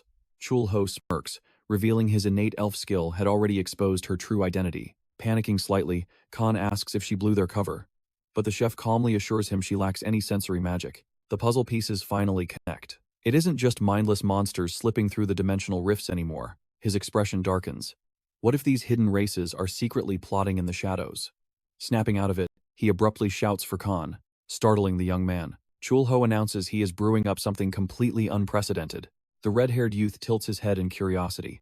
Tying his apron tight, the chef tosses him a spoon. It is time to craft a legendary watermelon soju. Meanwhile, miles away, the elite hunter trio storms into the guild, only to hit a dead end regarding the elusive thief. Sang-woo smirks, rudely teasing Gabby as a grandma. Instantly, she fires back, putting the arrogant kid right in his place. The captain aggressively complains about the lack of witnesses or victims. However, Chae-yeon stands firm, insisting her surveillance team would have caught any suspicious movement. Flashing a mockingly arrogant grin, Sung-woo jokes that maybe some glutton just devoured all the magical plants. Gabby sharply cuts the banter short. Yet, her narrowed eyes reveal a lingering, deep-seated suspicion about the entire incident. Without solid evidence, she can only rely on her gut. And her hunter's intuition screams that something sinister is brewing in the city. Walking away, Sung-woo groans about their wasted trip, but his cocky demeanor fades into pure disbelief. He still cannot process that Grandmaster Taejong-chon is retiring from the Temple Guild. The scene shifts. An older, battle-scarred man gazes up at the starry sky, the weight of the world visible in his tired eyes. He quietly reflects on this broken era. Cold, lifeless asphalt has entirely swallowed the vibrant green fields of his youth. The sweet scent of flowers is a faded memory, drowned out by the metallic stench of monster blood. Shaking off his exhaustion, he commands his squad to advance and shield the remaining survivors. Finally, he stands before the gathered guild members. With a heavy sigh, he declares the haunting case officially closed. The very next morning, Chul-ho flips through the daily newspaper, his eyes locking onto the shocking headlines about the Temple Guild. Suddenly, little Klee wakes up and adorably tackles her daddy's leg. Beaming with joy, he scoops her up, showering praises on her cute little earbow. Mimicking his every move, Klee seriously pretends to read the weather forecast from the newspaper. But the peaceful morning is interrupted. The tiny dragon's stomach unleashes a thunderous rumble of hunger. Mixing adorable growls with cries for her daddy, she demands immediate food. Chul-ho ponders their options, determined to cook up an absolute masterpiece. His philosophy is simple. Life is fleeting, and humans only get 3 precious chances a day to dine like kings. Chuckling, the chef pinches Klee's squishy cheeks, knowing a dragon's lifespan is basically eternal. He opts for simple white rice, discarding whole grains as beneath his current culinary tier. With the menu set, he tasks little Klee with a crucial mission. She needs to go wake up her lazy, deeply slumbering brother. The tiny dragon charges into Khan's room. He is sprawled helplessly across the bed, snoring like a beast. Showing absolutely zero mercy, she launch pads right onto his stomach. Khan jolts awake with a breathless gasp. Hearing the muffled cry of agony from the kitchen, Chul-ho flashes a wicked little smirk. Mission accomplished. The scene cuts to a glorious breakfast spread. A heavenly bowl of bibimbap, topped with a golden egg and vibrant wild vegetables. Hypnotized by the divine aroma, Khan eagerly volunteers to mix the masterpiece. With the ultimate dish prepared, the trio digs into the bibimbap. They savor every single bite of the flawless morning meal. An absolute explosion of flavor erupts in their mouths. It is a rare, fleeting moment of pure domestic bliss. Soon every single bowl is scraped clean, but Chul-ho notices a strange pattern with Klee.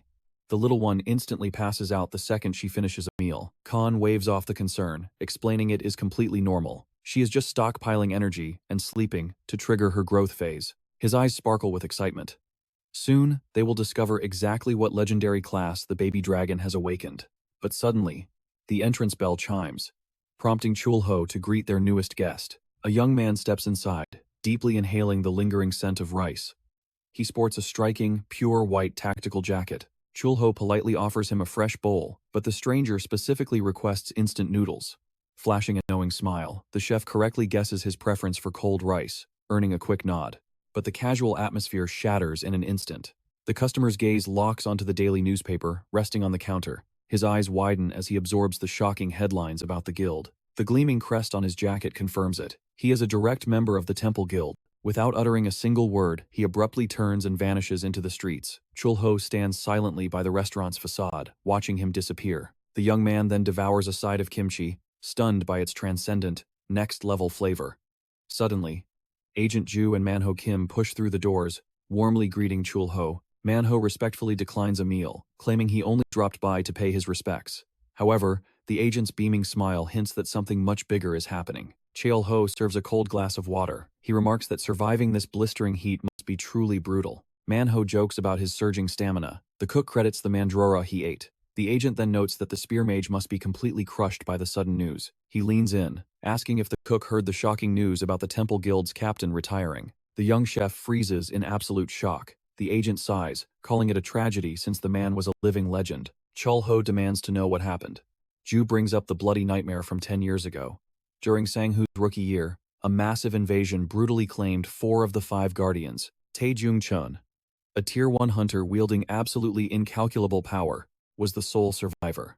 A natural-born leader, he shielded everyone during the Great Invasion, rising as a legendary hero. Association President Jin Soo-yu had dreaded this exact day, and the bitter reality still crushed his heavy heart. Suddenly, a heavy knock echoes. He orders them in, already sensing the overwhelming aura of his legendary visitor. The door creaks open. Taejung stands there, warmly greeting the president after years. They sit together as a dying crimson sunset floods the quiet room. The president desperately asks if he truly must retire. Taejung firmly confirms his unyielding decision.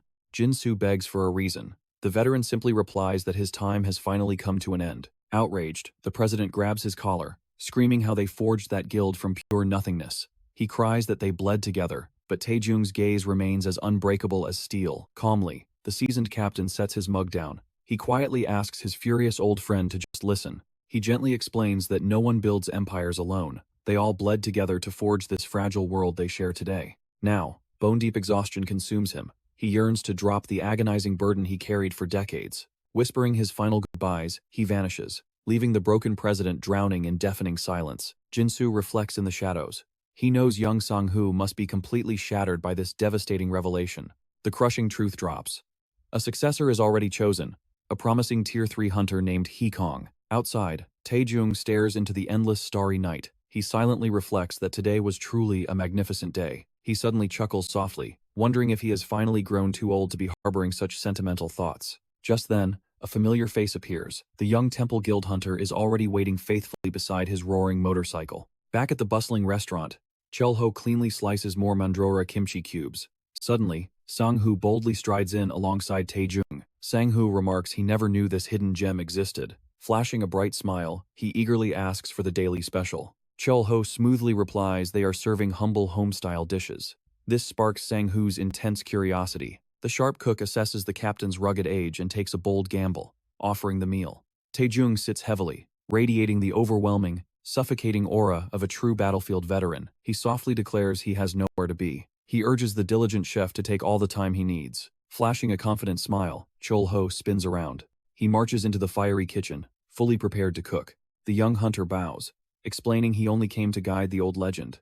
Taejung apologizes for his immature disciple, but Chul-ho brushes it off. He is a noble guardian.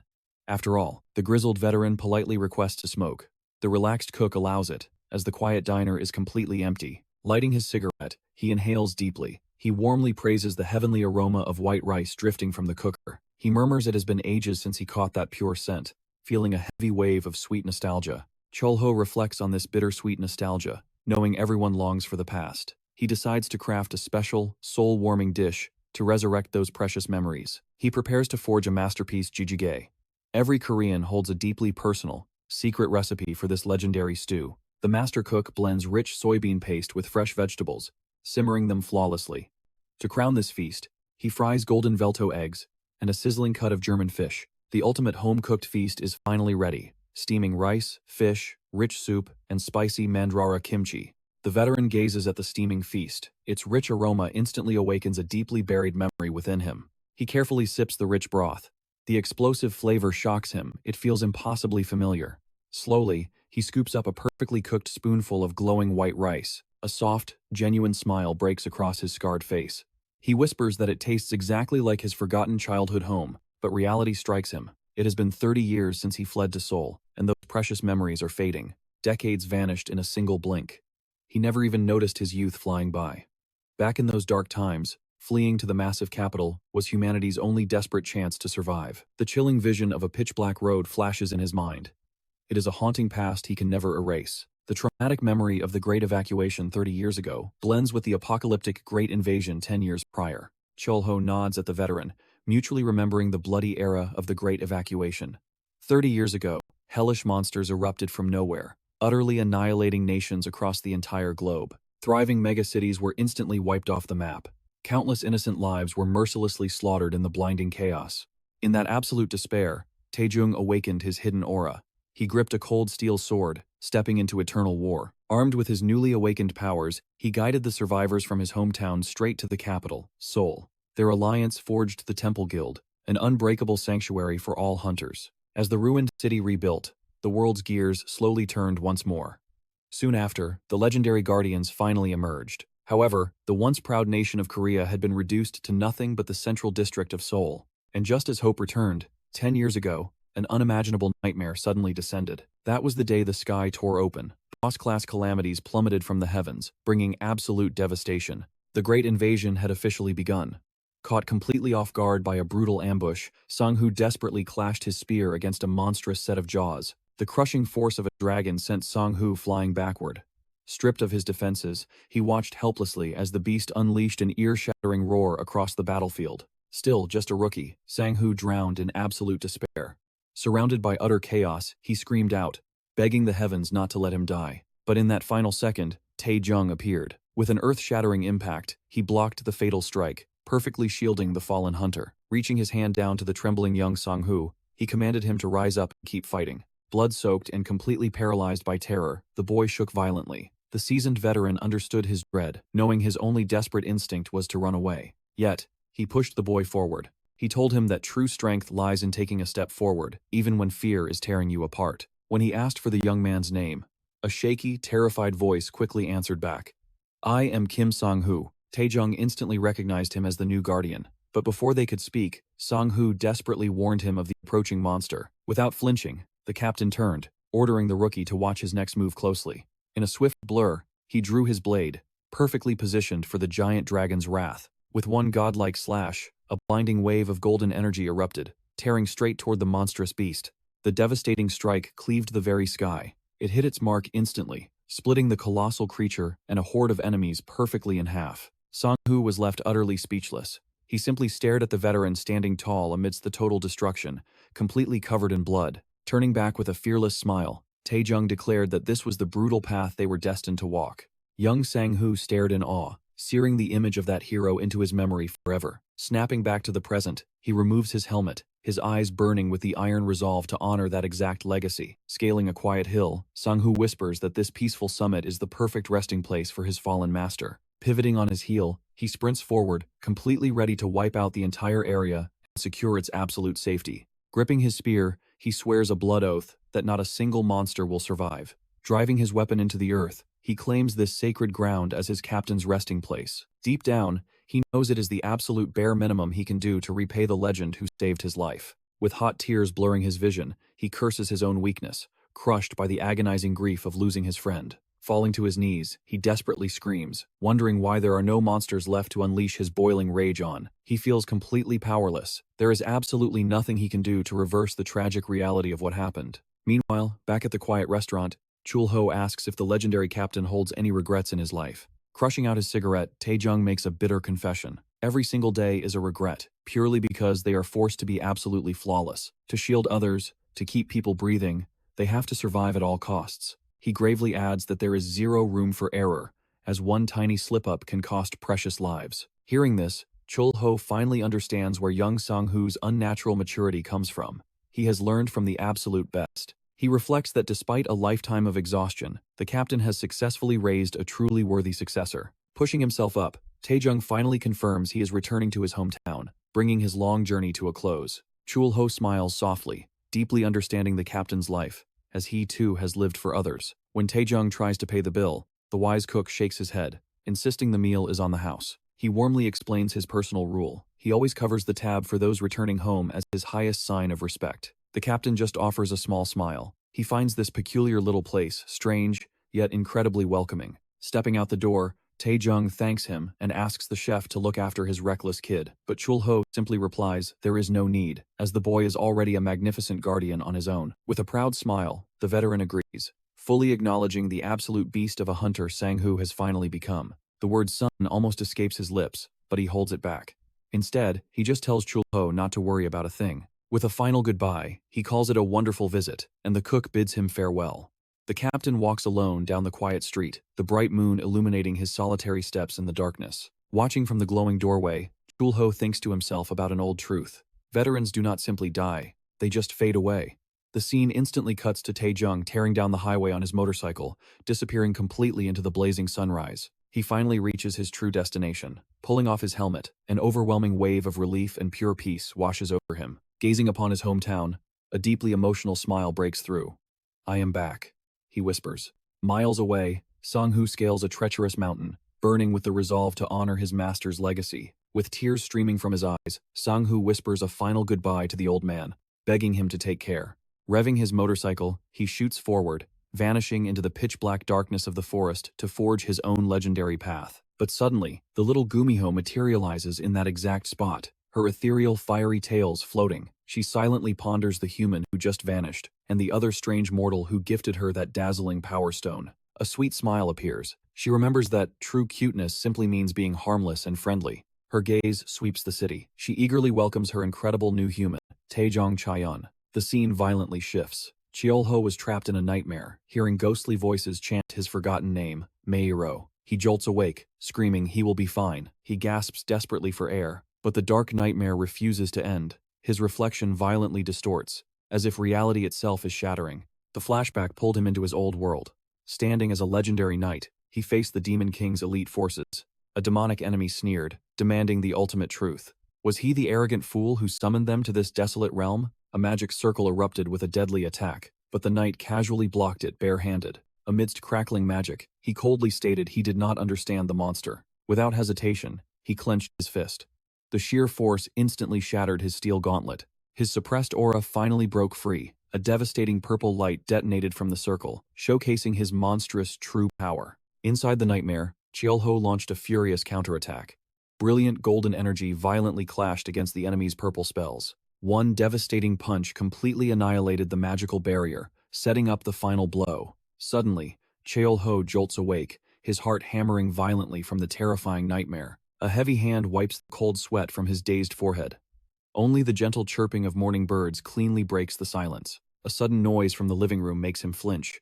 He finds Khan collapsed on the floor, staring up in absolute, paralyzing terror. Khan screams. His aura felt like a bloodthirsty killer. Chul-ho immediately apologizes, realizing his dark nightmare's murderous energy had unintentionally leaked out. He exhales bitterly. 10 long years have passed since the apocalyptic war finally ended, yet the terrifying memories refuse to stay buried. He blames the dark nightmare on recent horrific news about the great invasion of Seoul. Still, a nagging suspicion claws at his mind. Dreaming about the exact day he faced the Demon King feels far too coincidental. He gazes out the window, doubting their paths will cross here. Inside, little Kule cheerfully calls Chul-ho, who crosses his arms in total confusion. His jaw drops inspecting the living room. The scribbled wall painfully reminds him she is just an unpredictable baby. Chul-ho drops to one knee, examining the art. With a bright smile, Kule proudly announces, "Today's special is chicken." He points at a scribble, guessing it represents the chicken. This wild guess leaves the little girl utterly confused. He questions another doodle, wondering if it is a fish or an armed mermaid. Chuckling, he gently scoops the tiny creature into his arms for a proper chat. She lovingly rubs her face against his, calling him daddy. The sweet gesture completely shatters Chul-ho's tough guy persona into dust. Defeated by cuteness, he makes a deal. He will cook chicken if she completely erases the massive mess. Suddenly, Khan bursts in, shouting Chul-ho's name and demanding answers. Seeing an escape, Chul-ho quickly orders Khan to teach Kule proper cleaning techniques. The joyful girl giggles, calling Chul-ho daddy again. This pure affection instantly leaves Khan burning with intense jealousy. Completely ignoring his pout, Chul-ho announces a market trip. He casually leaves the chaotic house entirely in Khan's reluctant care. The scene shifts to a vibrant street. Colorful merchant stalls create an electric, festival-like atmosphere. Chul-ho buys a massive mountain of chicken, expecting a monstrous appetite. The vendor grins, claiming it is his lucky day amidst the street's festive mood. Smiling, the merchant shares a secret tip. He urges Chul-ho to check out the spectacular event happening in the square. Suddenly, a deafening metallic grind echoes. A colossal machine activates, and a towering golem erupts, sending the massive crowd into absolute screaming frenzies. Standing like a rock amidst the roaring crowd, Chul-ho analyzes everything, that is, until Gabi cheerfully calls out to him. She approaches, eyes sparkling with excitement. She came to witness the highly anticipated test of the new model, the Ogre. She explains it is a groundbreaking, pilotable, mana-powered golem. Chul-ho instantly remembers seeing similar ancient weapons before. His veteran instincts break down its combat value. These machines crush giant monsters, but carry glaring, fatal limitations. The critical flaw is obvious. Sluggish movements are a massive death sentence against any lightning-fast enemy. Curious, he asks if a human actually pilots it. Chul-ho then realizes the pilot belongs to Gearwork, one of 3 elite rank 1 hunters. The secret requirement is revealed. To pilot it, one must withstand crushing torrents of mana energy, a staggeringly rare ability. Suddenly, the pilot appears on screen. Golem Master Kim Hoon flashes a heroic wave, sending the massive crowd into absolute hysteria. Chul-ho admits the technology is impressive. However, it remains too expensive to ever yield a practical return on investment. Losing interest, he bids Gabi a polite farewell. She eagerly asks if his restaurant is open, promising with a warm smile to stop by for a meal soon. The city's chaotic energy fades. As the sun sets, our seasoned hero finally returns to his peaceful home. Opening the door, his instincts flare.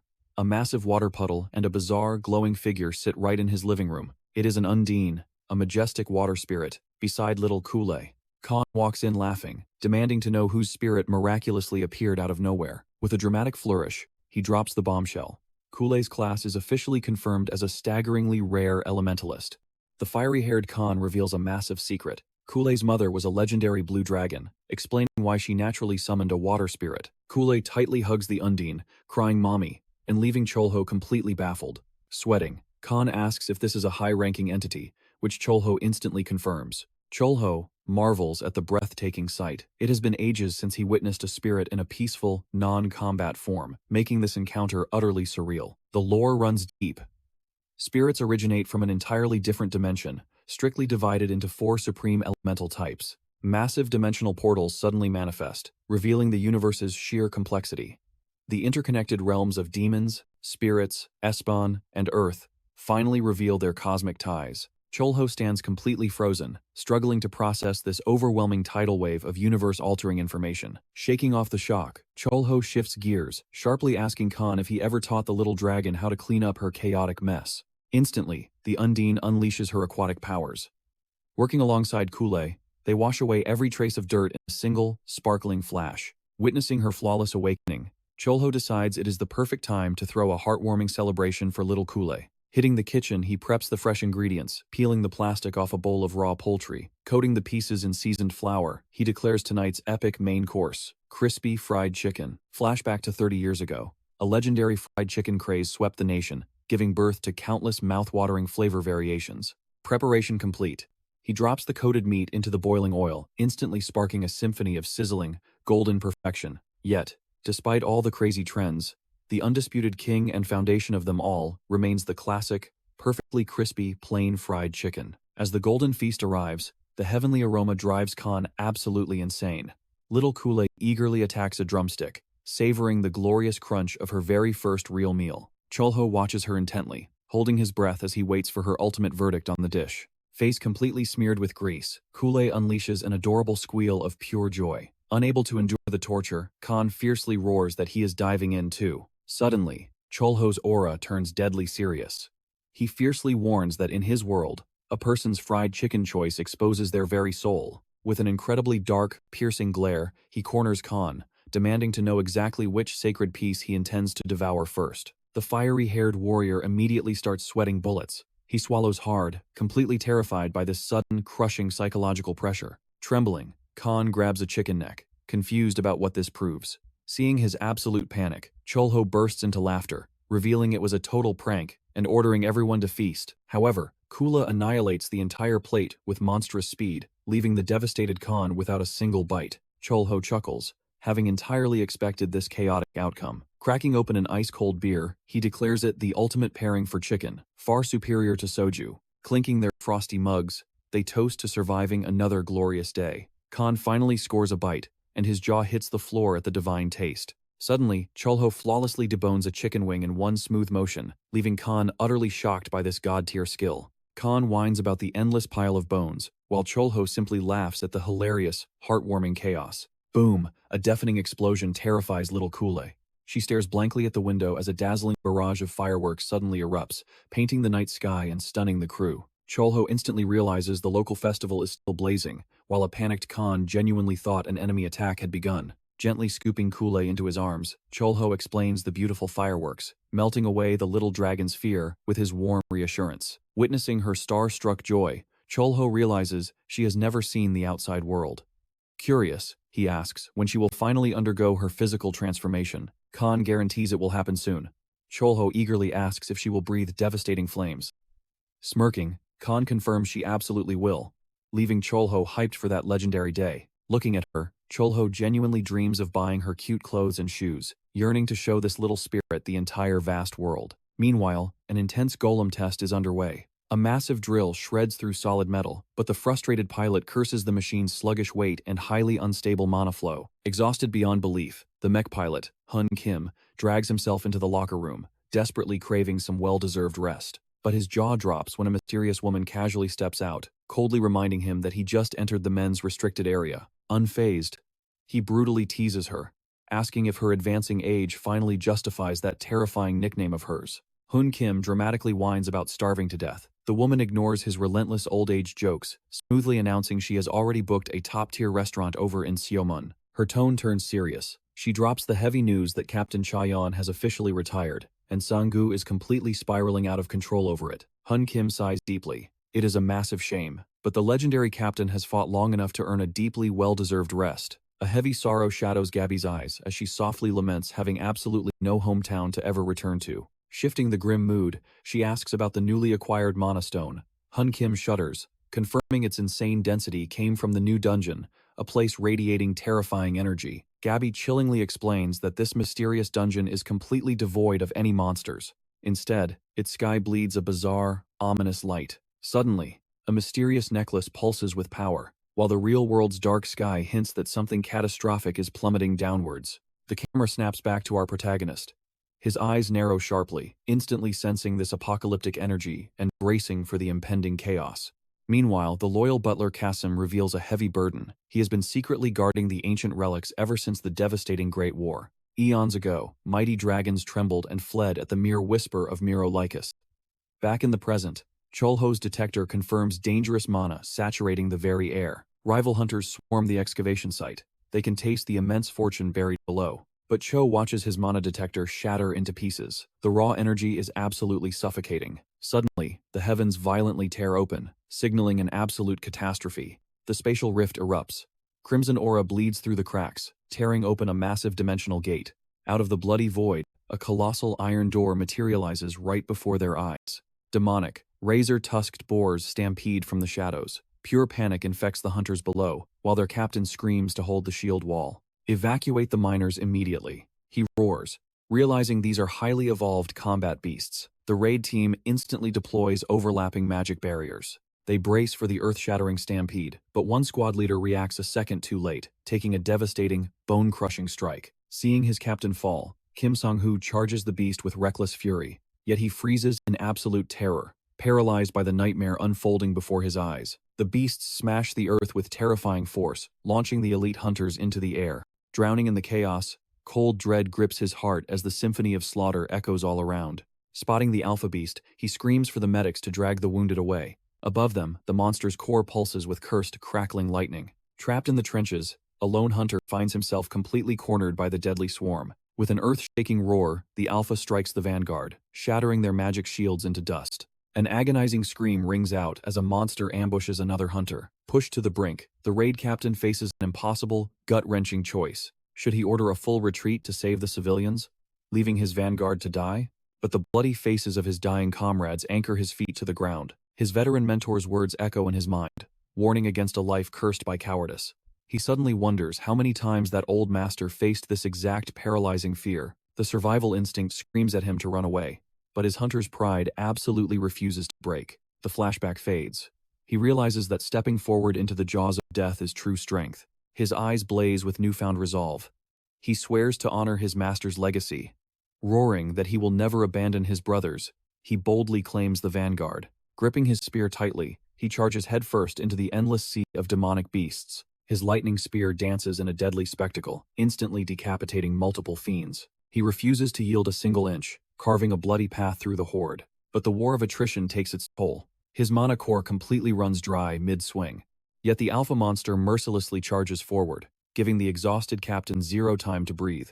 A guildmate screams a warning as the captain desperately fires his last energy blast. Standing alone before the Titan, he anchors himself, knowing his squad's lives depend on him. Channeling every ounce of his fading life force, he readies his spear for one final clash. Bleeding heavily, he roars with unbreakable confidence, vowing to shatter their vanguard. His legs explode with power, launching him into the sky to pierce the monster's skull. A critical strike. A devastating shockwave of purple aura completely devours the colossal beast. The overwhelming impact of his thrust literally carves a massive crater through the entire battlefield. Drenched in monster blood, he glares forward, his eyes blazing with an awakened power. Unstoppable purple lightning violently surges from his very soul. Regroup right now, the captain orders. But a terrified rookie screams a desperate warning. But it is too late. A second boss monster steps out of the portal, its eyes dripping with malice. The captain freezes in absolute, soul-crushing despair. Fall back. He roars at the top of his lungs, preparing for a brutal suicide stand. The twin nightmare roars, proving this dungeon break is an absolute death trap. His body is failing. He prays for backup, but dark doubt poisons his mind. Can he even survive another 10 seconds against these monsters? Suddenly, a blinding pillar of light erupts from the heavens. A lone silhouette materializes from the void. The captain turns around, his jaw dropping at this impossible entrance. The entire raid team stands paralyzed, staring at the unknown savior. In a fraction of a second, the rampaging monsters literally crumble into azure ash. The stranger's aura is absolutely overwhelming. Even the twin bosses simply evaporate into thin air. In just one heartbeat, the deadly battlefield goes dead silent. The endless demonic swarm is completely gone. Now, only ominous black feathers drift from the blood-red sky. Snapping back to reality, the captain drags his rookie up. Shaking, the young hunter insists he only took a few scratches from death's door. With the threat seemingly erased, the captain yanks his arm, ordering an immediate tactical retreat. Supporting his wounded brother, he screams for everyone to evacuate the dungeon immediately. But looking back at the phantom feathers, his mind reels from the impossible power he just witnessed. Floating above the wreckage, our main character calmly watches them flee, silently analyzing the situation. He exhales heavily. He remembers his promise to protect that reckless rookie in combat. Resting on the cliffside, he knows saving those lives will only spark massive, unwanted mysteries. Elsewhere, the hunter realizes his rank 2 leader awakened greater power. Smiling, he declares the young man is officially Korea's 4th rank 1 master. Suddenly, his stomach growls like thunder, forcefully reminding him of his roaring appetite. Staring at the crimson sunset, he decides absolute priority number 1 is dinner. The scene shifts. He crouches, sparking a tiny dinner grill. Beside Khan, he groans about the pathetic flames and orders him to be patient. Suddenly, Chul-ho arrives carrying a massive mountain of firewood, leaving Khan utterly stunned. Khan glares at Chul-ho, thinking his own technique took 50 years to master. Suddenly, little Clay inches toward the flames, sending Khan into a total panic. Tilting her head with innocent curiosity, she simply asks if this flickering light is fire. Instantly, she summons Undine, manifesting a brilliant magic circle right before their stunned eyes. The water spirit waves its hand, gathering magical energy to crush the flames. A massive tidal wave erupts, drowning the grill and soaking them all. Staring at the ruined ashes, Chul-ho sighs deeply, muttering he must gather fresh wood. Tonight's barbecue is absolutely legendary. They are grilling the belly of the monstrous boss boar. Khan eagerly reaches out, but Chul-ho blocks him, demanding patience. He expertly prepares a perfect lettuce wrap, demonstrating the absolute right way to feast. The redhead takes a bite and freezes.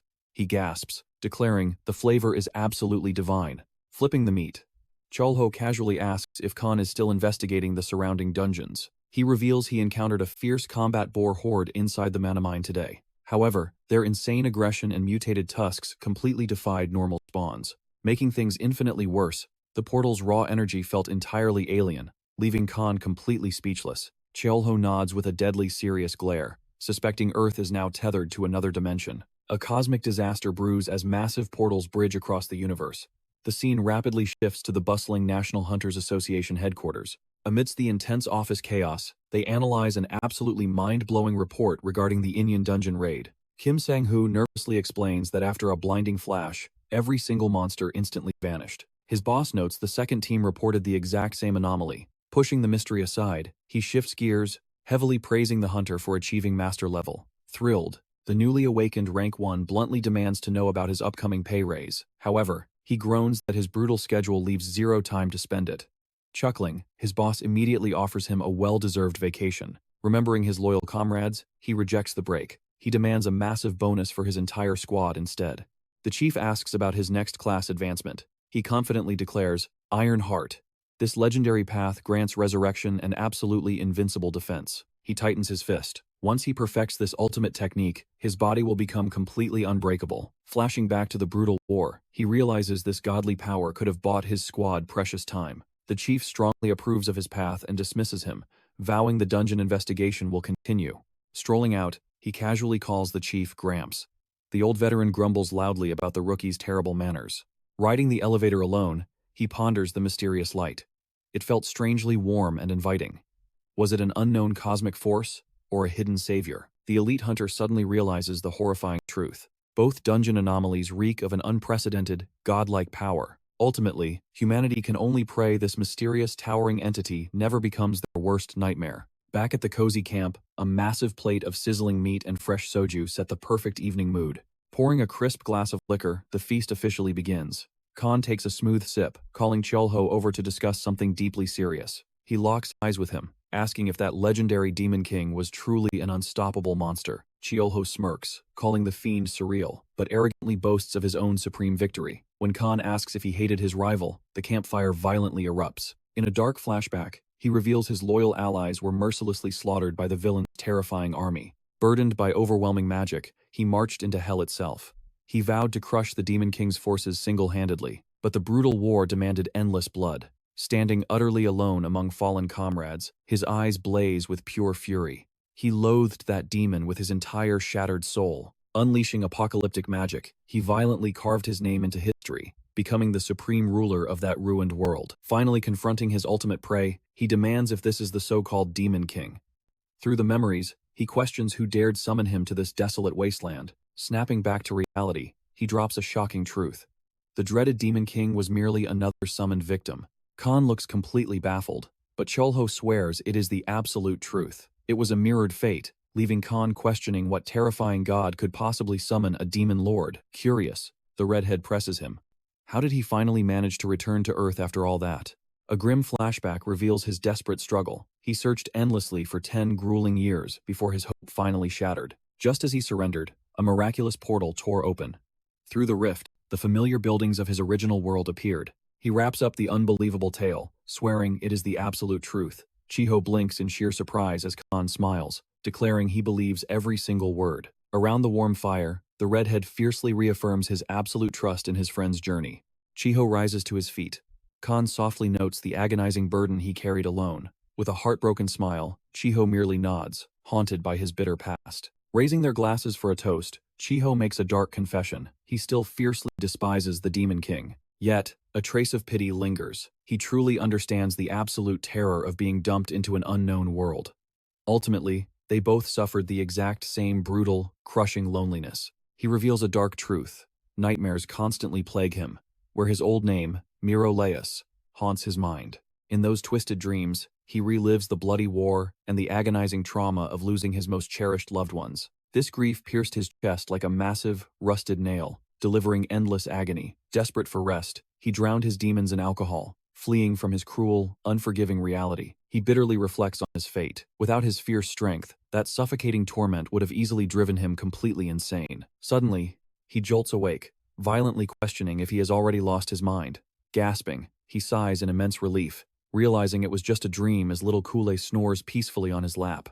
The tiny creature was curled up tightly, sleeping in absolute, blissful comfort beneath the warm blanket. Touched by the wholesome scene, he calms down and watches the tiny creature sleep peacefully. With extreme care, he tucks her into bed, wondering how she sneaked over. Glancing aside, he spots Khan, completely knocked out and tangled in another bizarre, twisted sleeping pose. Chuckling softly, he realizes this is just another wonderfully ordinary and peaceful morning. Shaking off the sleep, he heads down the restaurant stairs, fully energized to conquer another workday. Suddenly, an elderly man calls out to the young man. Confused, Chul-ho glances back. Spotting the figure below, he points to himself, asking if he is the one being summoned. An old woman shuffles closer, asking for directions to the Orang train. Chul-ho furrows his brow, genuinely wondering if a train with that bizarre name even exists. Scolding the youth of today, the old woman wanders off, loudly grumbling about her miserable life. Chul-ho is left standing in utter confusion. He has never seen her around here before.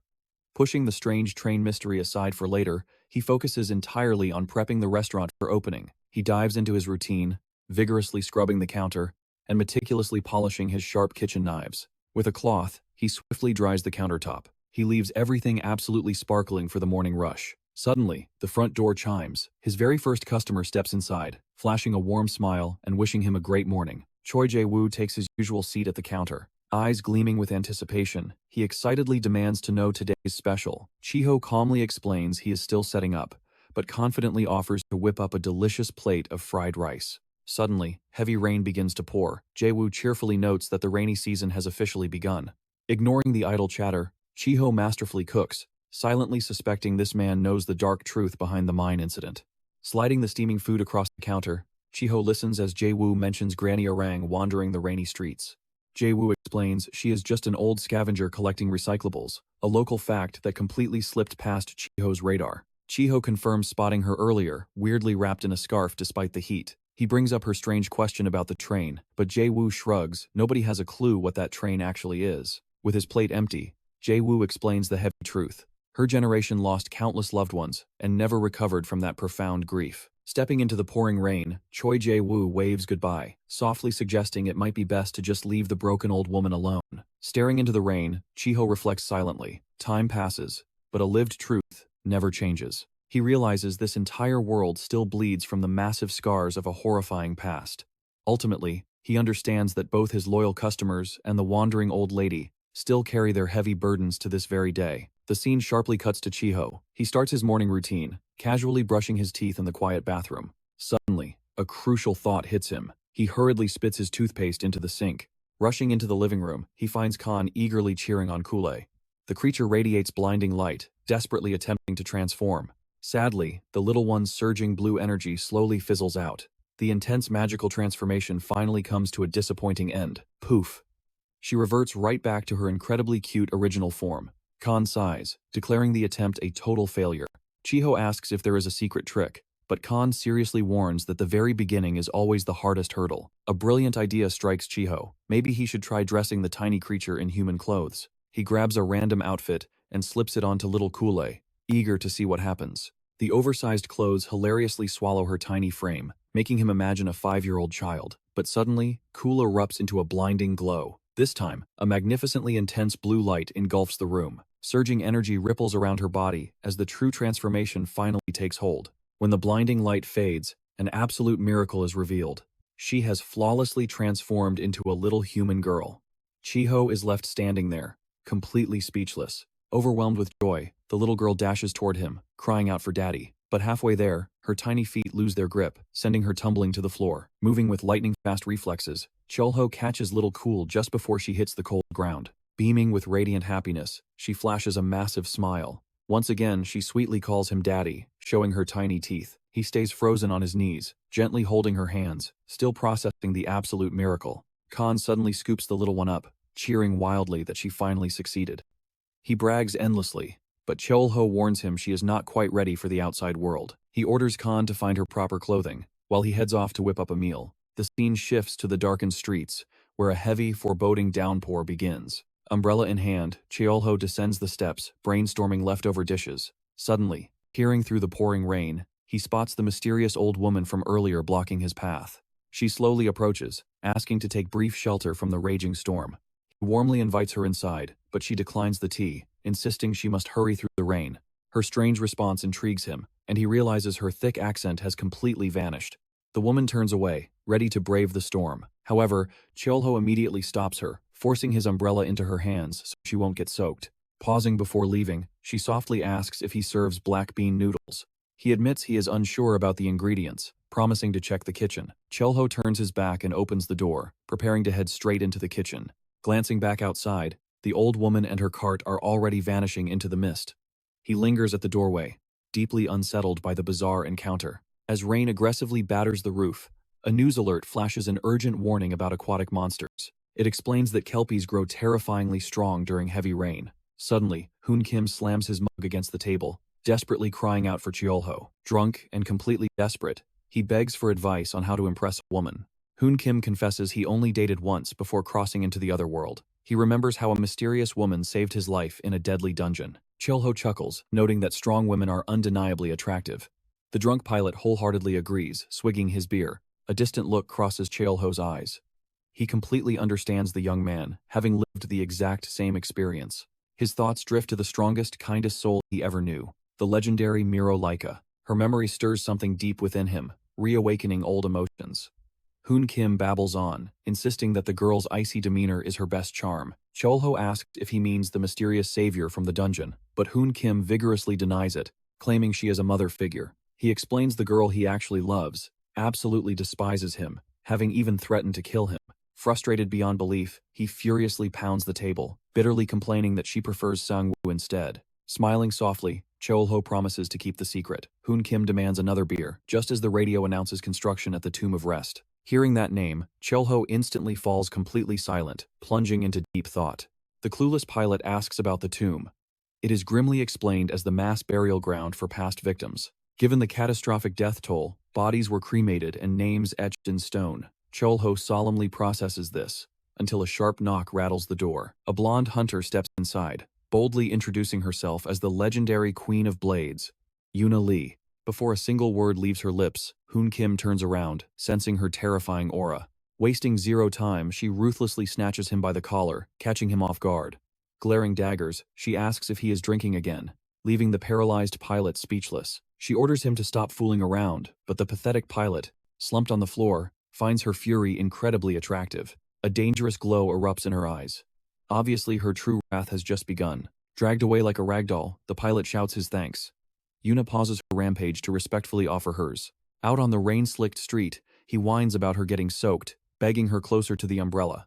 Irritated, she snaps to shut up, as ethereal blades ominously manifest. Watching them leave, Chul-ho marvels at the majestic Queen of Blades. Sighing heavily, he realizes he must clean up this mess. Suddenly, the reality of her visit strikes him. The aquatic kelpies are growing dangerously aggressive. His expression darkens into a pensive frown, dreading the whole monster situation.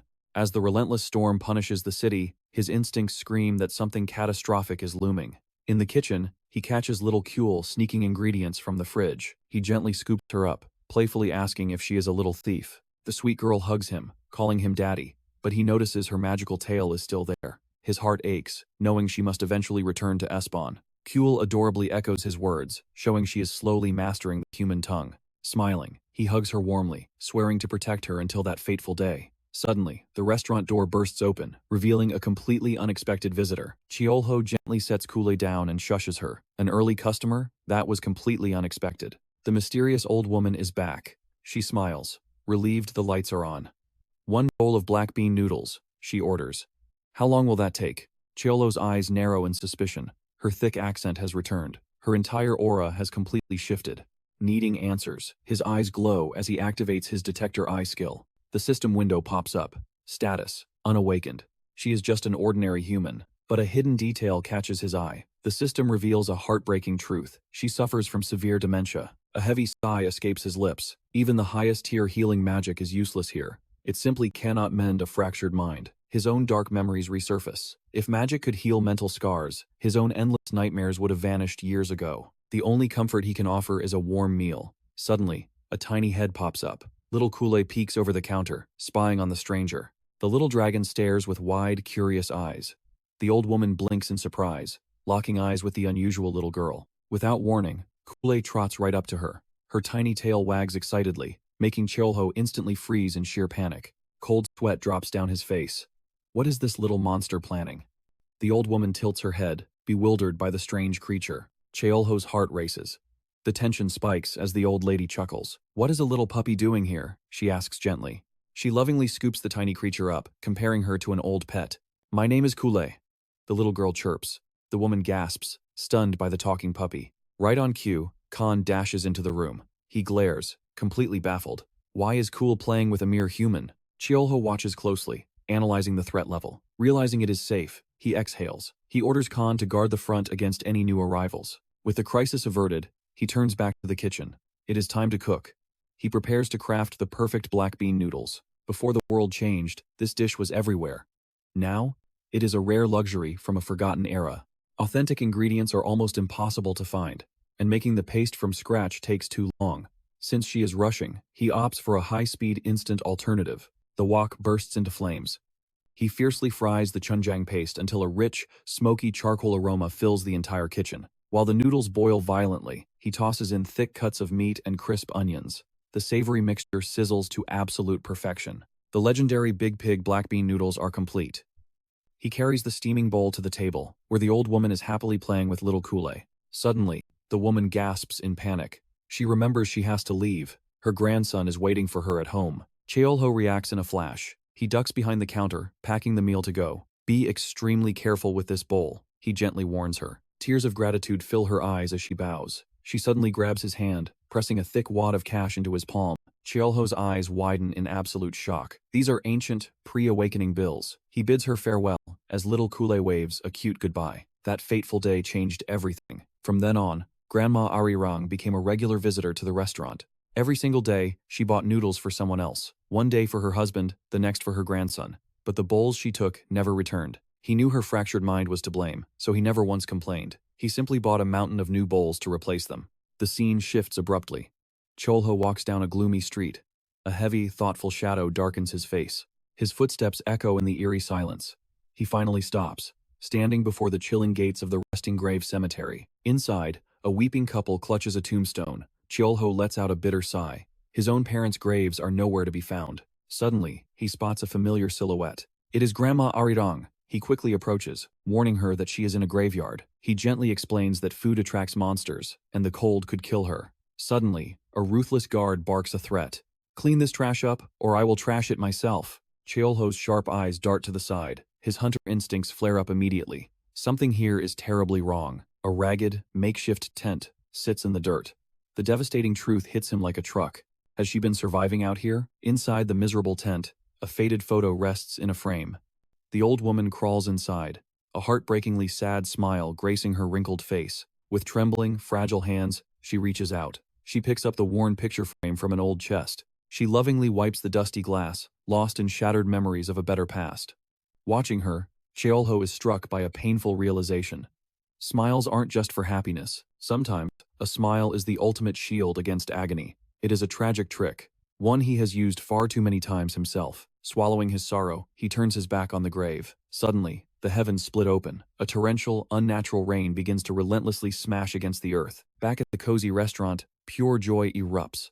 Little Kule bounces excitedly against the glass. Her eyes sparkle at the raging storm outside. Khan grumbles about buying her clothes, but the storm ruined their plans. Kul happily licks the cold window pane. Chul-ho smiles. She truly is a water-loving blue dragon. BZZT. The radio violently crackles to life. An urgent emergency broadcast echoes through the room. Vicious kelpies are spawning in the torrential downpour. The frantic warning loops over and over. A full-scale monster threat is officially active.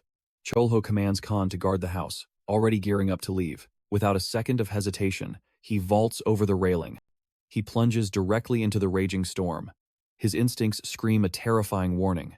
A true nightmare is about to unfold. Purple energy erupts from his body. He streaks across the sky, tearing towards the city like a meteor. Cloaked in a dark, suffocating aura, he blazes through the torrential rain. His eyes narrow with grim certainty. This ominous dread means disaster has already struck. Meanwhile, the old woman sits at a mysterious train station. Her mind is completely lost in absolute confusion. She stumbles to her feet, scanning her unknown surroundings. Then, her eyes lock onto a faded sign. She has finally arrived at the Orang train station. Right on cue, a massive train roars toward the platform. Its deafening screech shatters the silence. The monstrous machine grinds to a halt, its doors hissing open. Bathed in blinding white light, a mysterious man's silhouette steps forward. The shadowy figure reaches out his hand. The gentle gesture leaves her completely bewildered. With a warm, echoing voice, the unknown man calls out. He gently invites her to board the ghost train. She chuckles, joking that despite his fancy suit, he still smells like farm manure. Suddenly, a sweet voice calls out. It is her precious grandson Yunho, but as she stares at the child, cold dread washes over her. The boy's face is terribly distorted. Her vision violently blurs, sparking pure panic. She cannot remember his face at all anymore. Her precious memories have completely faded, blurred like a decaying photograph. Instantly, the cruel illusion shatters. The old woman awakens alone, drenched in freezing rain. Like a fading monochrome picture, the devastating truth hits her. She has forgotten everything again. Suddenly, a sinister splash breaks the silence. A pair of glowing, demonic blue hooves lands right before her. A monstrous spectral horse materializes, locking onto the vulnerable woman. The demonic beast creeps closer, sniffing its prey before the killing strike. The nightmare creature unhinges its massive jaws. It prepares to swallow her whole. Boom! Chiho arrives in a flash, obliterating the monster's head with a brutal energy blast. Standing in the downpour, he confirms his dark premonition was dead right. Spotting the shattered ceramic bowls, the grim truth clicks. The spoiled food lured the beast here. Chiho suddenly hears frantic shouts. Grandma Orang has wandered into the cemetery, right in the heart of the raging storm. His eyes harden with deadly resolve. He already knows his mission. The hero blasts through the sky toward her, just as elite hunters storm the graveyard. The strike team leader frowns in utter confusion. He swore a demonic kelpie was spawning right here. Scanning the wet earth, he spots toxic slime and a glowing mana stone. The beast was definitely here. Hunter Kim Sung-ho inspects the demonic puddle. A monster, this massive, should be incredibly strong. He clenches his fists, wondering if that terrifying, unknown god-tier power has struck again. Pushing their doubts aside, the hunter squad carefully lifts the old woman, evacuating her to absolute safety.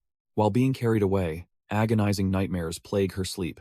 She cries out weakly for her beloved grandson, Yoon-ho. Bitter tears carve paths down her wrinkled face, exposing her unending soul-deep sorrow. The camera pans to a discarded picture frame, as a ghostly whisper begs her to finally let go. Beneath the violently shattered glass, the faded photograph reveals her late husband's face. Hours slip by like shadows. The heavy, suffocating silence of the night finally swallows the entire city. Back at the restaurant, Chiho hears the door chime and turns to greet a guest. His eyes widen in pure shock. The old woman from the cemetery is standing right there. She quietly explains that the bowl's shattered. Bowing with deep apology, she hands him a brand new set. His gaze shifts, noticing her entirely new appearance. She wears a beautiful, pristine traditional outfit. Sensing something mystical, he asks if she is leaving for a long journey. With a peaceful, unearthly smile, she softly confirms that she is finally departing. Chiho falls completely silent, staring blankly at the bag in his hands. As she turns to fade away, he firmly stops her, begging her to share one final meal. Without waiting for her reply, he immediately starts washing dishes. Firing up the stoves, he asks if black bean noodles sound good. She offers a warm, silent nod. He reaches for the cheap instant packs, but suddenly freezes, his heart heavy with thought. Looking over his shoulder, he asks if her journey is urgent. She softly shakes her head. Smiling warmly, he promises, "It will only take a few extra minutes." He slaps fresh dough onto the counter. He is absolutely determined to make hand-pulled noodles for her final meal. True handmade noodles require hours of resting time, but Destiny cannot wait today. Instead, he slices the dough perfectly thick, guaranteeing an explosively chewy and heavenly texture. With lightning-fast mastery, the steaming bowl is served. The old woman gasps, entirely shocked by his incredible speed. A heavenly aroma floods the entire restaurant. The masterpiece looks infinitely better than instant food. He steps back respectfully, watching as she stares at the glossy noodles in total silence. Her voice drips with warm nostalgia. She begins recounting her past life, working the humble farm fields alongside her family. Survival was brutally hard and chaotic, but her soul was overflowing with pure joy. Her late husband was a remarkably kind soul. Thanks to his endless love, she even adopted his charming city accent. Every week, they brought their precious grandson into town, just to feast on delicious black bean noodles. Her voice trails off with a heartbroken gaze. She quietly mourns those beautiful, golden days that have vanished forever. Watching their little grandson eat brought them endless, smiling joy. But now, a crushing tragedy grips her fading soul. She has completely forgotten her husband's face, and even her precious grandson's. She confesses her terrifying reality. Her memories are slipping away, and it scares her. But suddenly, a tiny, cheerful voice shatters the heavy tension. "Daddy!" Every eye turns. A tiny, energetic figure dashes across the room, wearing adorable cat slippers. Little Kuel rushes forward, hugging the old woman tight. She sweet-talks her, adorably calling her grandma. Touched by this warmth, the old woman asks to share her noodles with the child. Chiolo flashes a gentle smile, promising to whip up a fresh bowl just for her. He places the steaming bowl before Kuel. Watching the child beam with pure joy, the grandmother finds her absolutely precious. Gripping her bowl, the little girl bubbles with excitement, stubbornly insisting her new grandma eats too. Encouraged, the old woman lifts her chopsticks, ready to eat. But right before the first bite, she freezes completely. A haunting, empty look suddenly clouds her tired eyes. Kuel notices the sudden pause. Tilting her head, she innocently asks why grandma isn't eating. Not waiting for an answer, the little girl happily slurps her food, declaring her daddy's cooking invincible. That joyful sight triggers something deep within. A crucial, forgotten memory suddenly sparks to life. Staring out into the deep night, she softly agrees that the noodles are truly magnificent. Soon, both bowls sit completely empty, and she gently asks to pay her final bill. As she slowly stands, Chiolo asks if she is leaving already. With a quiet nod, she confirms. Glancing out the window one last time, she whispers that her train is arriving. Chiolo's eyes soften with understanding, and with a melancholy smile, he addresses the payment. He says the meal is on the house, leaving the old woman deeply confused. He explains his personal rule. Travelers embarking on a long journey always eat free. Smiling through her sadness, she understands the profound gesture and gracefully accepts his parting gift. Bowing with deep gratitude, she bids him a heartfelt goodbye, urging him to stay safe. Every soul walks a different path. Some walk the grueling road of a devoted father, bleeding to secure his daughter's future. Others walk the quiet path of a scarred veteran, finally laying down his sword, or even a desperately in love man, sacrificing everything for his one true soulmate. But tonight, the path belongs entirely to her. Little Kuel waves her tiny hands goodbye. Under a sky weeping with shooting stars, Chul-ho silently bids her farewell, one last time. The scene cuts to the misty station. The ghostly train begins pulling away without her, its deafening horn echoing loudly. Panic sets in. She sprints down the platform, screaming for the train to wait. Her shoe flies off in the frantic rush, and she questions why she is even running. Gasping for air, she pushes her weary legs forward, begging it to wait just a second longer. Suddenly, a painfully familiar voice pierces the air. "Mom!" The old woman freezes in utter shock. From inside the train, desperate figures wave frantically, screaming out, "Mom!" Tears blur her vision as she recognizes them. Her eldest daughter, second son, and youngest child, and right beside them stands her beloved grandson. He beams, happily calling out to his grandma. Like shattered glass piecing together, her lost memories flood back with brilliant clarity. The spectral train screeches to a halt, the doors sliding open to reveal her late husband. "My dear," he calls out, his voice a soothing balm. He confesses how agonizingly much he missed her. With eyes full of sorrowful pride, he acknowledges her brutal, solitary life and incredible endurance. Reaching out his hand, he begs her to finally come home. Tears streaming down her face, she smiles in pure, unadulterated bliss and accepts his invitation without a single hint of hesitation. Snap back to reality. In a chilling cemetery, a frantic guard sprints toward her unmoving body, screaming her name. He frantically shakes her, trying to wake her, but quickly realizes she is already gone forever. A mournful smile touches his lips as the devastating reality sinks in. In the heavy silence, he remembers her constant ramblings about a train, realizing she finally caught her eternal ride. But as he turns away, a bizarre anomaly catches his eye right upon her fresh grave.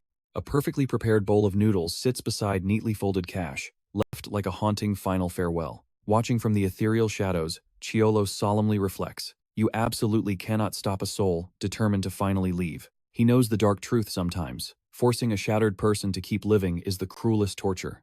The melancholic scene abruptly shatters, shifting to the high-tech Zenkok office in Seoul. Bureau Chief Kim Sung-ho sits hunched at his desk, mentally connecting bizarre recent events and secretive names. A chilling instinct tells him something terrifying is brewing. A power far beyond human comprehension is moving in complete silence, manipulating the city's shadows without anyone ever noticing. But here is the twisted mystery. Despite its overwhelming nature, this godly presence shows absolutely zero malicious intent. Like a strike of lightning, a buried memory surfaces. There is exactly one living legend capable of this. Could the legendary hunter Jorger have actually returned from the abyss after disappearing 10 years ago? But that is impossible. He watched with his own eyes as Jorger sacrificed himself to a monstrous rift. While the public clings to false hope, the association knows he is dead. Unless, of course, the association is secretly hiding a legendary Rank 0 hunter. Utterly frustrated, Kim Sang-ho throws his scattered papers into the air. He is completely unsure of what move to make next. Ever since the terrifying mine incident, powerful monsters have flooded from the dungeons.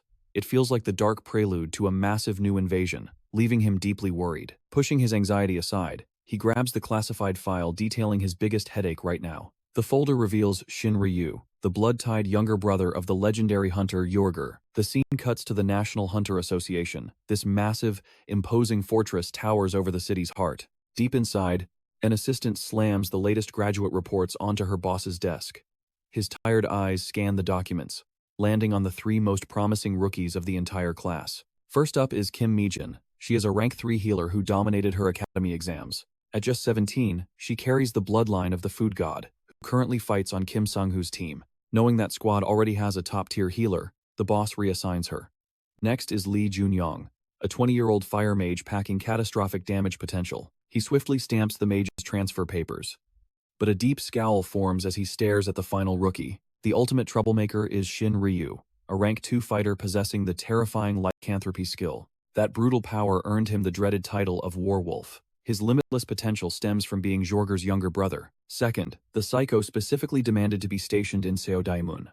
The boss sighs in absolute exhaustion. This arrogant kid is already hunting down veteran captains, The assistant nervously reports he crushed multiple leaders before marching straight ahead. Slamming his fist down, the boss curses the savage brat, wondering who still demands death matches today. Meanwhile, under the bright sun, the bustling city streets are bursting with clueless, everyday citizens. Chul-ho casually dreams about cooking spicy stir-fried pork, only to realize his kitchen lacks the prime cuts. Stepping into the local butcher shop, his sharp eyes catch something suspicious. There is an unnaturally massive supply of high-grade pork. Remembering those mutated dungeon beasts from the mine, he deeply fears they are infiltrating the city. He vows to investigate this dark shadow trade later. Strolling back home, a vibrant dress in a storefront display instantly grabs his attention. He steps inside, gently asking if the tiny outfit fits a 5-year-old. Smiling warmly, he confirms the sweet gift is for a little girl, thinking of Clay. Suddenly, a furious roar shatters the peaceful street, demanding the captain of the Temple Guild appear. It is the mad dog Shin Ryu. He screams for Hakang to step outside and fight him to the death. Hearing that familiar name, Chul-ho remembers Hakang is the newly appointed captain. Before he can even question who this blonde punk is, the arrogant rookie violently shoves him aside. Shin Ryu arrogantly broadcasts his name, boldly bragging about rejecting the association just to crush this specific guild. Chul-ho stares in absolute disbelief, silently judging how disrespectfully loud this new generation of hunters is. A terrified guild member yells from a window that the captain ordered this stray dog away. Unfazed, Shin Ryu holds his ground with a sinister smirk. Bursting into manic laughter, he mocks the elite Temple Guild for cowering before a mere rookie. Boom! A heavy impact shakes the ground as someone finally emerges. Captain Hakang glares, demanding to know what trash is causing this deafening noise. Chul-ho instantly senses his overwhelming power. Yet, the veteran captain merely dismisses the shouting kid. Without a second thought, Hakang turns his back. Refusing to cross blades with garbage, he coldly orders the boy home. So a pathetic fox took the retired tiger's throne. This venomous taunt instantly makes the captain's blood boil. Seeing his target freeze, Shin Ryu lunges like a beast, mocking the captain for fleeing. But in a blinding flash, Hakang's deadly blade suddenly rests at his face. His patience completely shattered, Hakang promises to slice that arrogant mouth off. Unfazed, Shin Ryu's manic grin widens. The fight is finally getting good. Bones cracking, his human form violently shifts. He blasts forward with razor-sharp claws and deadly fangs bared, ready to unleash absolutely everything he has. Fully transformed into a towering werewolf, he shatters the earth with a deafening roar, aiming for the jugular. But suddenly, a devastating arc of purple energy slices the battlefield, catching the captain completely off guard. It is Kim Sang-hoo. Letting out an exhausted sigh over this chaotic city, his crackling spear slams violently into the ground, instantly freezing the explosive deathmatch. His commanding voice demands they stop, while Chul-ho casually watches. He smiles at the blazing passion of youth. Like wild sprouts after a storm, the terrifying new generation finally moves. Fast forward an hour, and this deadly trio awkwardly shuffles into the restaurant together. Chul-ho stares in absolute shock. He cautiously welcomes the powerhouses, bracing for chaos. Pointing at their battered faces, he asks who won. Sang-hoo casually laughs, claiming they bonded deeply through their flying fists. Hakang respectfully bows, humbly admitting that brutal experience beats raw strength. This massive shift deeply piques Chul-ho's hidden curiosity. Dropping all formalities, the battered hunters crash at a table, instantly demanding cold soju and delicious food. Chul-ho proudly declares his legendary stir-fried pork as the daily special, and Sang-hoo instantly agrees. The absolute secret is searing thick slices of pork in boiling oil. A truly heavenly plate of stir-fried pork must be a mountain of juicy meat, not pathetic, soggy vegetables. He whips up 5 massive portions, tossing the meat in a blazing garlic and chili sauce. The towering stir-fried pork arrives, leaving the rookie completely stunned. But the piece shatters instantly. Shin Ryu sighs deeply and blocks them out with his headphones. Sang-hoo throws down his card to cover the bill, ordering the captain to clean up the remaining mess. Chul-ho bids him farewell, visibly annoyed that he cooked 5 massive portions just for Sang-hoo to walk out.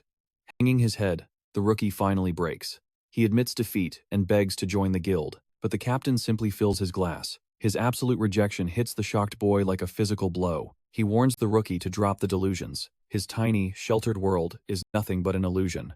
With a deadly serious glare, the captain shatters his pride. He isn't special at all. Delivering that brutal truth, he turns his back and leaves them both behind. Standing silently at the counter, Chul-ho watches the absolute dominance on display with genuine respect. Instead of despair, the rookie's eyes ignite with pure admiration. That overwhelming aura was incredible.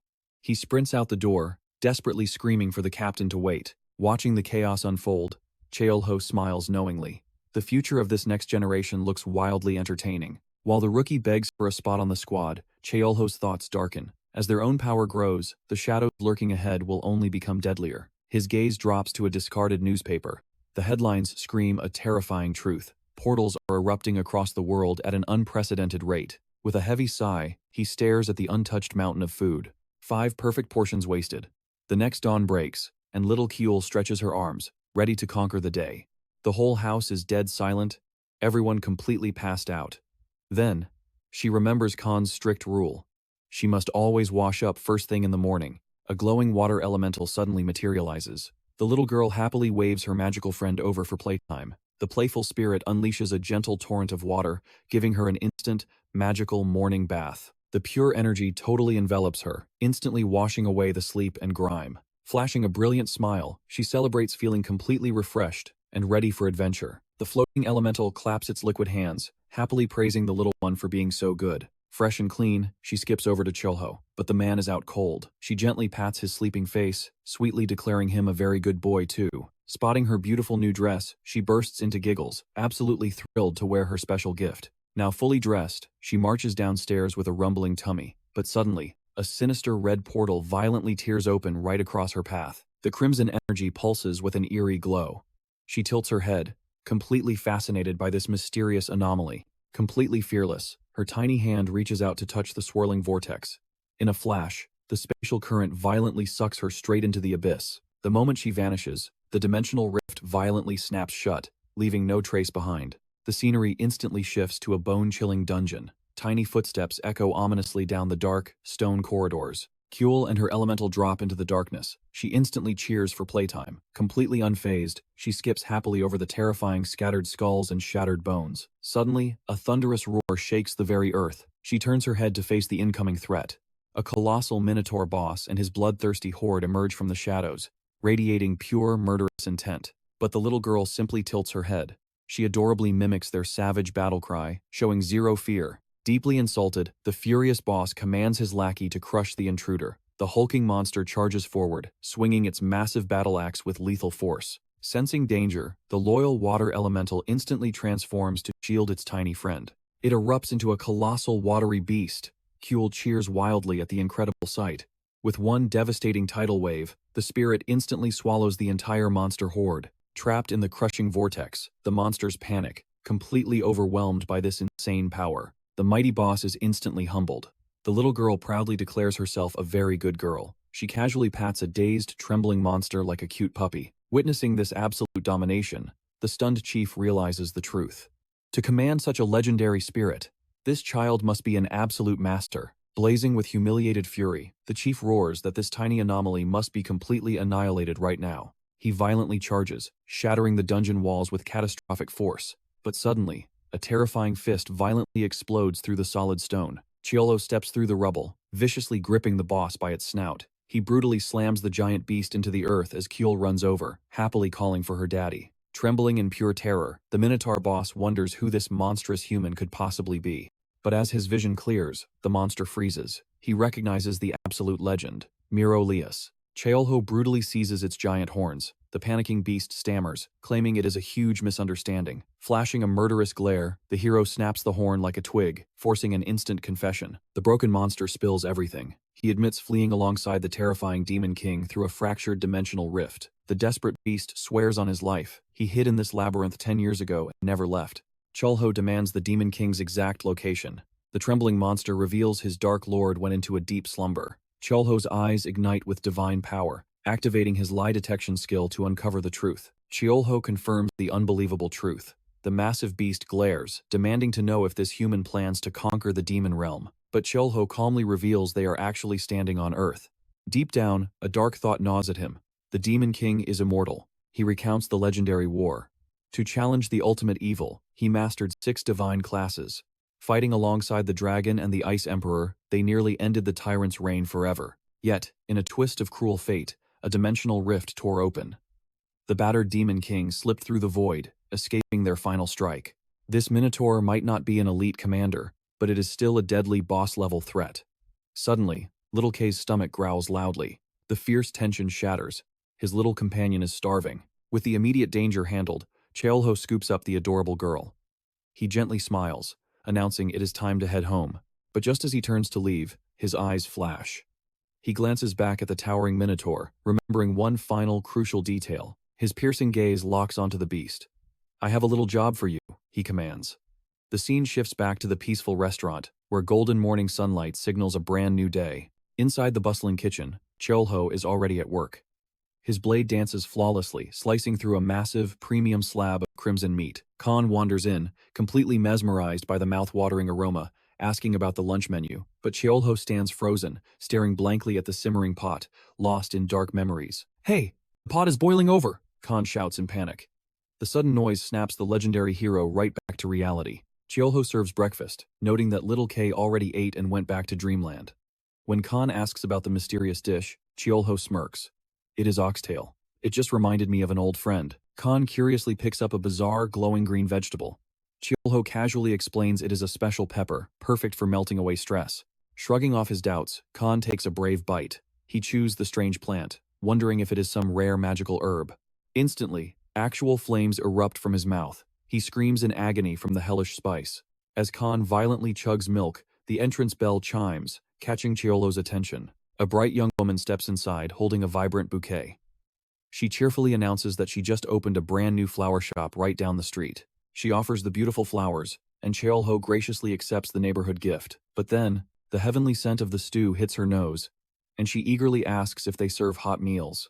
Eyes sparkling with pure excitement, she orders a massive bowl of the rich soup. The retired hero simply smiles and nods, ready to serve his new customer. Still recovering, Khan side-eyes the newcomer, silently begging for a peaceful meal. Suddenly, the woman frowns, whining about the odd vegetables sitting on her table. Without warning, her eyes erupt with a strange, mystical glow. She locks her intense gaze directly onto the innocent-looking veggies. The spicy pepper begins floating in midair, leaving Khan absolutely bewildered. Suddenly, two massive onions leap right onto the counter, while Chul-ho watches the chaos unfold in silence. The enchanted vegetables literally sprout legs and start frantically hopping away.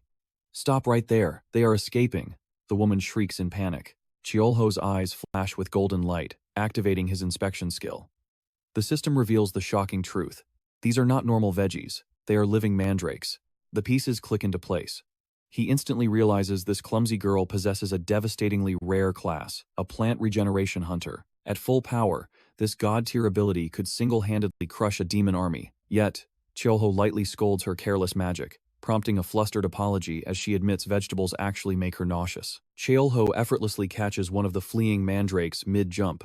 He studies the squirming magical plant, finding this entire morning wonderfully bizarre. The door swings open, and Gabi struts in, confidently ordering a fresh salad.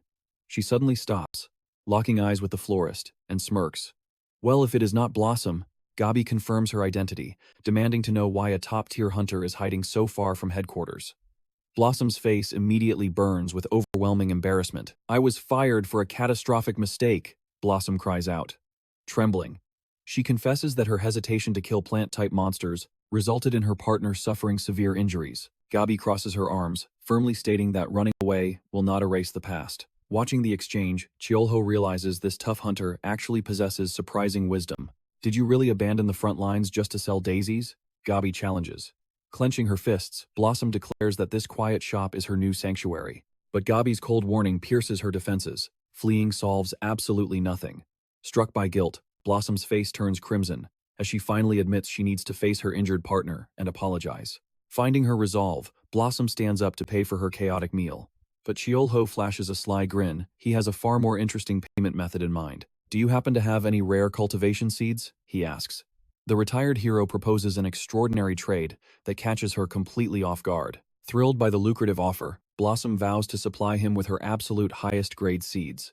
Suddenly, the entrance bell rings again, and an imposing man in a sharp suit steps into the room. Blossom gasps in utter shock. It is the legendary Captain Gentleman. Tipping his fedora, the dapper elite greets the stunned hunters in the room. Gabi cringes at her own embarrassing nickname, fiercely yelling at the captain to drop the title. Ignoring her, he turns to Blossom, declaring that a massive new dungeon has erupted and time is running out. His voice turns serious. He sternly states that if her resignation is official, he fully accepts her departure from the Vanguard. Tears well up in Blossom's eyes as she calls herself a completely useless burden. But the captain's gaze softens, Every hero stumbles, he says warmly. True strength is owning your failures and rising above them. Then, without a shred of hesitation, he calls her Blossom and effortlessly hoists her into the air. Tossing her over his shoulder like a sack of potatoes, he declares the emergency briefing starts now. As she frantically flails and demands to be put down, the captain finally spots Chul-ho. He respectfully asks if this man is the legendary chef running the establishment. Sang-woo would not stop raving about this place, he chuckles. Tipping his hat once more, he promises to return for a proper feast once the dungeon raid is cleared. But before stepping out, he casually drops a bomb. Gabi will cover our tab. He vanishes into the street, leaving the furious hunter sighing in utter exhaustion. Breaking the awkward silence, Khan points out her nephew trembling in the corner. Gabi glances over at the terrified boy, quickly brushing it off as absolutely nothing to worry about. Flushed with embarrassment from the chaotic morning, she decides it is time for a tactical retreat. Slamming a stack of cash onto the counter, she swiftly exits the bizarre little restaurant. As the last customer departs, Chul-ho offers a polite farewell. It is a humble routine he maintains for everyone. He spots Khan frozen in place and asks what is wrong, but the young man is completely paralyzed, staring in absolute awe. A goofy grin spreads across Khan's face as he recalls the hunter's wise words. Turning to Chul-ho, he boldly declares that he has fallen hopelessly in love. Since when? Chul-ho asks, bewildered. The young man sighs dreamily. It just happened. True love at first sight. A blazing red aura erupts around Chul-ho as he steps inside the dungeon.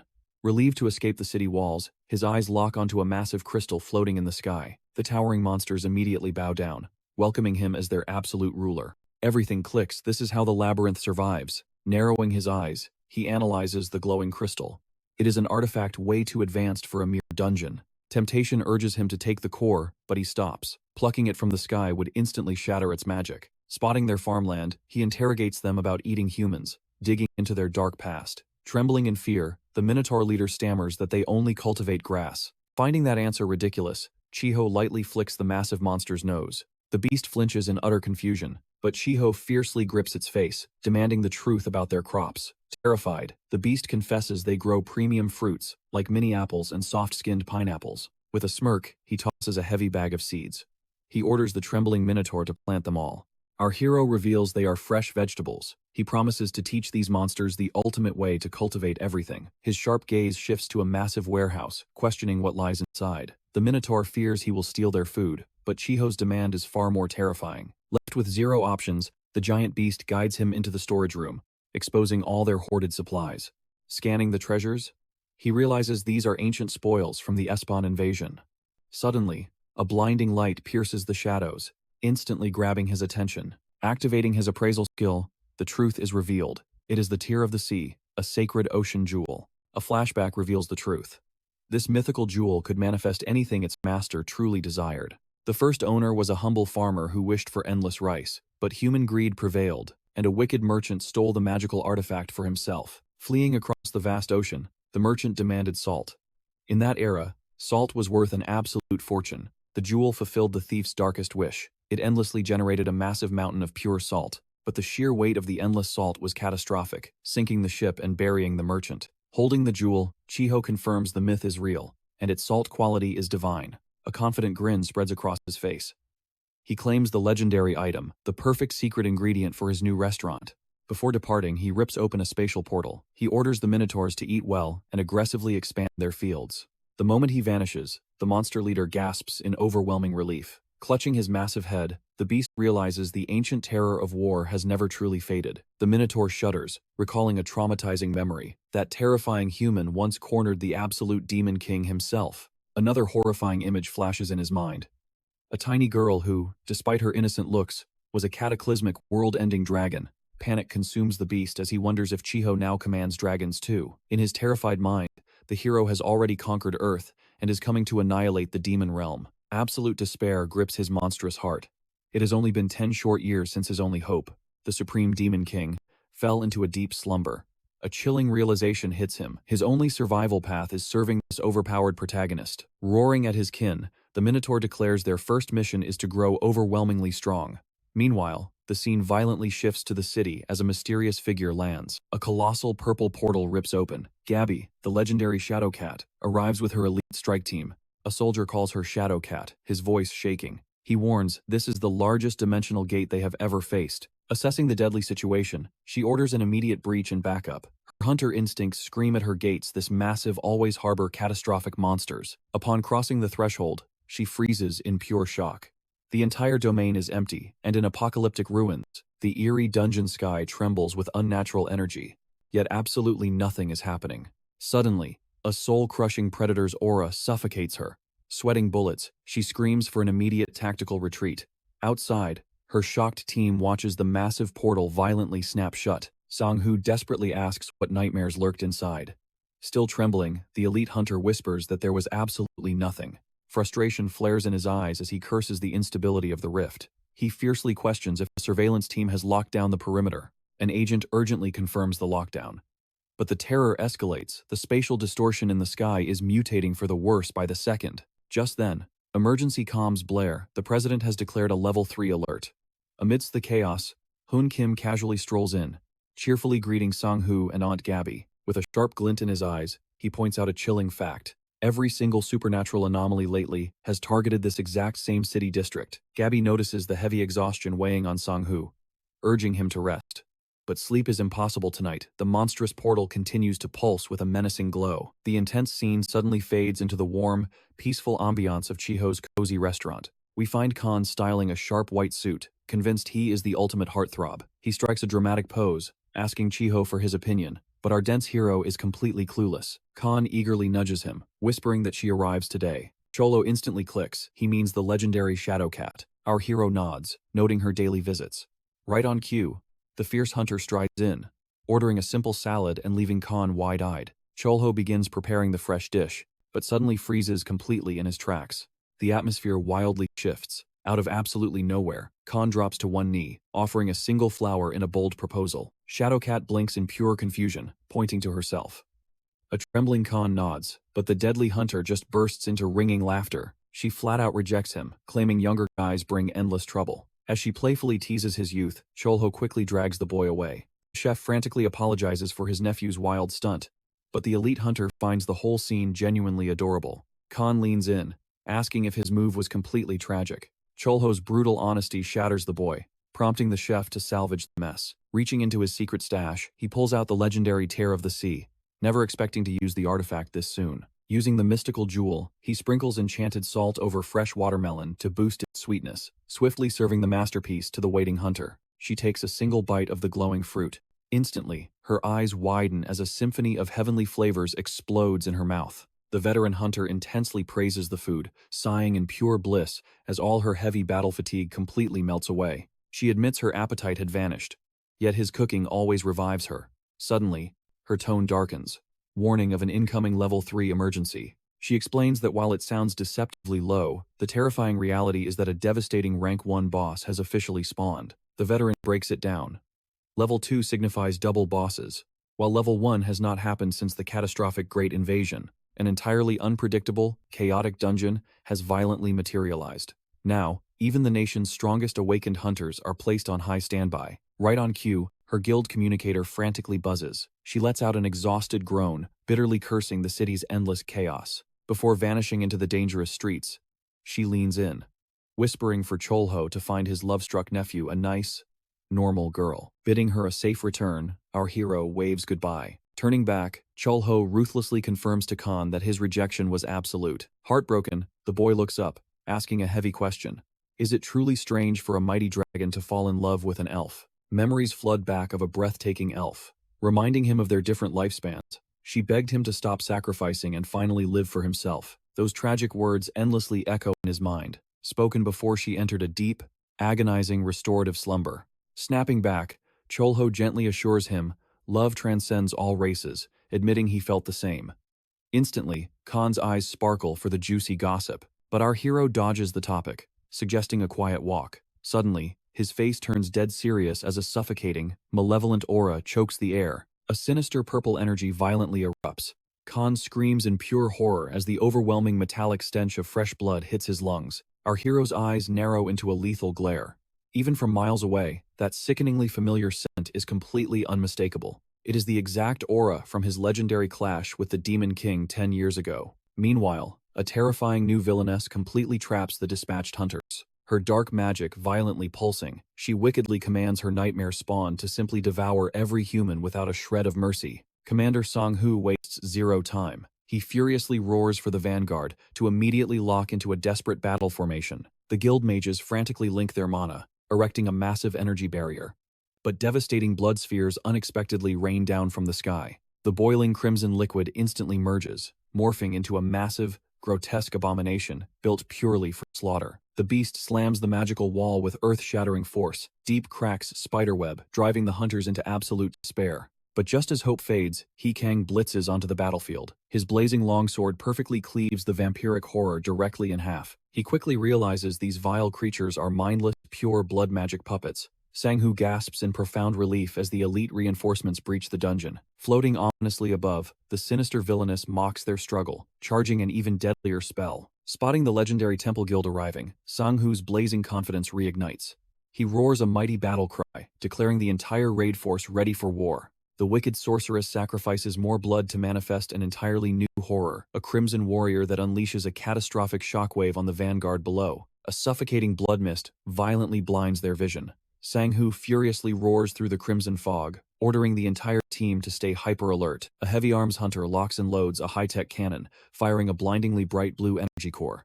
The direct hit leaves the monster screeching in pure agony. Sang-hoo grunts in heavy annoyance at the blind fire. Meanwhile, Hun-ai bitterly regrets entirely losing his final chance with Yuna. He desperately screams at Hun-kim to blast away the blinding fog, but the panicked hunter yells back that the magical mist is far too dense. Refusing to stay completely blind, Hun-kim violently slams his high-tech gauntlet, blasting a massive sonic pulse to forcefully clear his own sight. Seizing the single opening, he fires a piercing blue laser straight through the fog, but to his utter horror, the shredded blood monster simply knits itself together. Cold dread washes over the sniper as he realizes physical attacks are completely useless. Suddenly, his eyes widen in pure panic, screaming that the target is moving. The anomaly violently abandons the fight, launching toward the gate. A brave hunter desperately dives to stop it. Sang-hoo hurls his spear with deadly precision. It strikes true, scoring a flawless hit on the blood target. Seizing the perfect opening, he roars for the vanguard to move. He orders the defense squad to lock the exit while the mages begin their spell. A colossal magic barrier erupts. The gate's passage is completely sealed shut. With their escape blocked, the hunters lock into formation. Sang-hoo issues the final command, and the warriors charge mercilessly toward the demons. The villainess glares around in absolute panic. She quickly realizes her deadly disadvantage. With only a fraction of her power restored, how are these mere humans overwhelmingly strong? For a fleeting second, she considers swallowing her pride and begging for mercy. But the fear of death takes over. She desperately scrambles toward the barrier's cracks. Suddenly, Gabby materializes in her path, blazing with a terrifying green aura. Gripping her dagger tight, Gabby's eyes flash. She warns that playtime is over, and she is ending this now. Meanwhile, lesser demons smash against the magic wall. Under the massive pressure, it begins to fracture. A sickening crack echoes as the seal shatters. Seeing this disaster, the hunter launches a desperate assault on the boss, roaring to end this instantly. Even after taking a direct hit, the demonic entity unleashes a blood-curdling laugh. Her physical form instantly melts into blood. The hunter retreats in sheer confusion. Suddenly, the crimson tide surges forward, slipping effortlessly through the crumbling barrier. A wicked, triumphant smile twists across the villainess's face. She silently celebrates her flawless escape. She screams an absolute victory. But her celebration dies instantly. Chul-ho stands right at the exit. Without a moment of hesitation, our hero delivers a devastating strike. He casually catches her unconscious body mid-air. Right on cue, the goblin Kasim emerges. He chuckles, sarcastically commenting on how Mr. Chul-ho claims to be an ordinary guy. Staring at the unconscious villainess, Kasim confirms the grim truth. The absolute monster before her was truly him. Chul-ho coldly reveals her true identity. She is Sophine, the vampire lord of the underworld. He casts an icy glare at Kasim, ordering him to make her vanish. Our protagonist turns away, sinking deep into thought. He silently praises the flawless execution of the Hunter Association. He replays the battlefield in his mind. They moved with machine-like precision. Finishing this massive raid with 0 casualties was truly miraculous. Their firepower and split-second decisions were perfect. For the first time, he realizes this era is filled with elite warriors he can trust. A rare, faint smile crosses his lips. Perhaps the future really is safe in the hunter's hands. But his expression turns serious. He fully expects his rightful share of the raid's spoils. He gestures to his servant Kasim, demanding a rank 1 mana stone immediately. Gripping the glowing core, he inspects its pure energy. He whispers that this will be enough. Stepping into his portal, he announces a reunion. The scene violently shifts to the demon realm, a wasteland where survival of the fittest is absolute law. It was known that the Demon King commanded 4 absolute overlords as his trusted generals. Each lord wielded catastrophic power, obeying orders without hesitation. But things had clearly changed, as the vampire lord was seen relaxing in a bathtub. Her legion of vampires had conquered endless battlefields, dominating every war until the tide brutally turned. Trembling with pure rage, she smashed her table. She screamed, unable to comprehend how one man defeated her army. She barely escaped with her life, desperately needing blood to rebuild her power. She comforted herself knowing the other lords also perished in the Great War. With burning vengeance, she swore a blood oath to butcher Mirolius once she fully recovered. But suddenly, a bizarre sensation crawled up her spine. She couldn't comprehend the anomaly. A massive portal violently ripped open, swallowing everything in the room, including her bathtub. She was dragged into the abyss before she could even react. The flashback ends, and she wakes up tightly bound. A gut-wrenching scream of pain escapes her throat. Chul-ho coldly announces she has only 2 choices. She screams his name in terror, but he ignores her panic, strictly demanding to know if the Demon King is still dormant. Her mind short-circuits in shock. She stares, utterly terrified by how this monster still maintains his youthful appearance. The vampire stammers out the truth. She had hidden for 60 agonizing years, praying he would be dead by now. Unimpressed, Chul-ho unleashes his killing intent. Crushed by his aura, she sobs and begs, promising to spill every secret. Shivering in fear, she confirms his worst suspicion. The Lord is still asleep, needing another 90 years to recover. His piercing gaze demands her current power level. Swallowing her pride, the vampire weakly admits she only restored 2/5 of her strength. Our protagonist calculates the massive power gap. He remembers when kings casually devoured dozens of rank 1 monsters. He interrogates if she invaded Earth intentionally. The Lord claims it was just bad luck, but Chul-ho instantly sees through the lie, crushing her with his aura until she hysterically confesses the real plan. The horrifying truth finally clicks. The beasts are mutating, and her arrival was absolutely no coincidence. Someone is intentionally tearing these portals open. But who? Trembling, Sophine explains that the demon realm has descended into an endless war because of him. The vampire lord finally breaks, confessing her kin are regenerating fast, ranking her as their 3rd strongest. Chul-ho steps closer. Trembling, she fearfully begs to know if he will truly spare her life. Gripping her horns, he vows to keep his word. The vampire sighs in sheer relief. But since a promise is absolute, he violently hurls her through a portal into the Minotaur's deadly labyrinth. Stepping through the portal, Chul-ho's voice booms, calling for Mino. Chul-ho declares Soprene their newest laborer, leaving the Minotaur completely stunned as he recognizes the Lord. Our hero casually waves goodbye, dumping the management duties entirely on Mino. Before vanishing, he drops a massive bombshell. Miro now commands an entire legion of terrifying dragons. Her mind races. She instantly deduces he mastered multiple divine classes to achieve absolute immortality, but the relentless chatter shatters her patience. She fiercely threatens to butcher the Minotaur if he doesn't shut up. Trembling, Mino frantically explains the ironclad dungeon laws. Those who refuse to work will absolutely starve. Soprene gulps nervously, bracing herself for the ultimate rule. He then drops the final secret. She must eat massively to restore her legendary strength. The vampire lord stands totally bewildered, and even Mino scratches his head at this bizarre command. Suddenly, a glowing system prompt officially registers the restaurant's newest employee, shrouded in blazing crimson aura. Our hero warps back to the Minotaur labyrinth. Arriving, he instantly senses something wrong. Every single terrifying monster lies utterly paralyzed on the floor. He spots the vampire and demands answers. Flustered, she violently defends herself, swearing she worked flawlessly and ate massive portions without a single complaint. The terrified lord explains she simply followed the absolute dungeon rules by aggressively draining their blood. Chul-ho sighs, declaring her a frustrating exception. Establishing a strict new rule, he sternly orders her to wear clothes. She quickly dresses, eagerly twirling to show off her fresh style and begging for his approval. Grinning proudly, she reveals her blood fertilizer mutated the crops into absolute perfection. Her ancient vampire magic naturally filters lifeblood, transmuting it into both a miraculous cure and devastating poison. Chul-ho strictly inspects the glowing harvest, loving the results. These god-tier vegetables are going straight to his restaurant. The scene sharply cuts back to the bustling tavern, the entrance bell chiming softly. Chul-ho spots a battered Khan, instantly summoning him to prep the newly mutated crops. The mighty dragon groans in pure agony, utterly exhausted because his endless carrot chopping isn't finished. Our protagonist feels a pang of genuine sympathy. He knows Khan has been grinding twice as hard lately. Desperate, Khan practically begs for a vacation, sending electric excitement through the crew. Little Miro suddenly runs up, shoving a newspaper at Chul-ho, and cheerfully calling him Daddy. With gigantic, sparkling eyes, she desperately begs him to take her to the dazzling beach in the advertisement. Seeing she perfectly mastered hiding her dragon horns, he physically cannot refuse.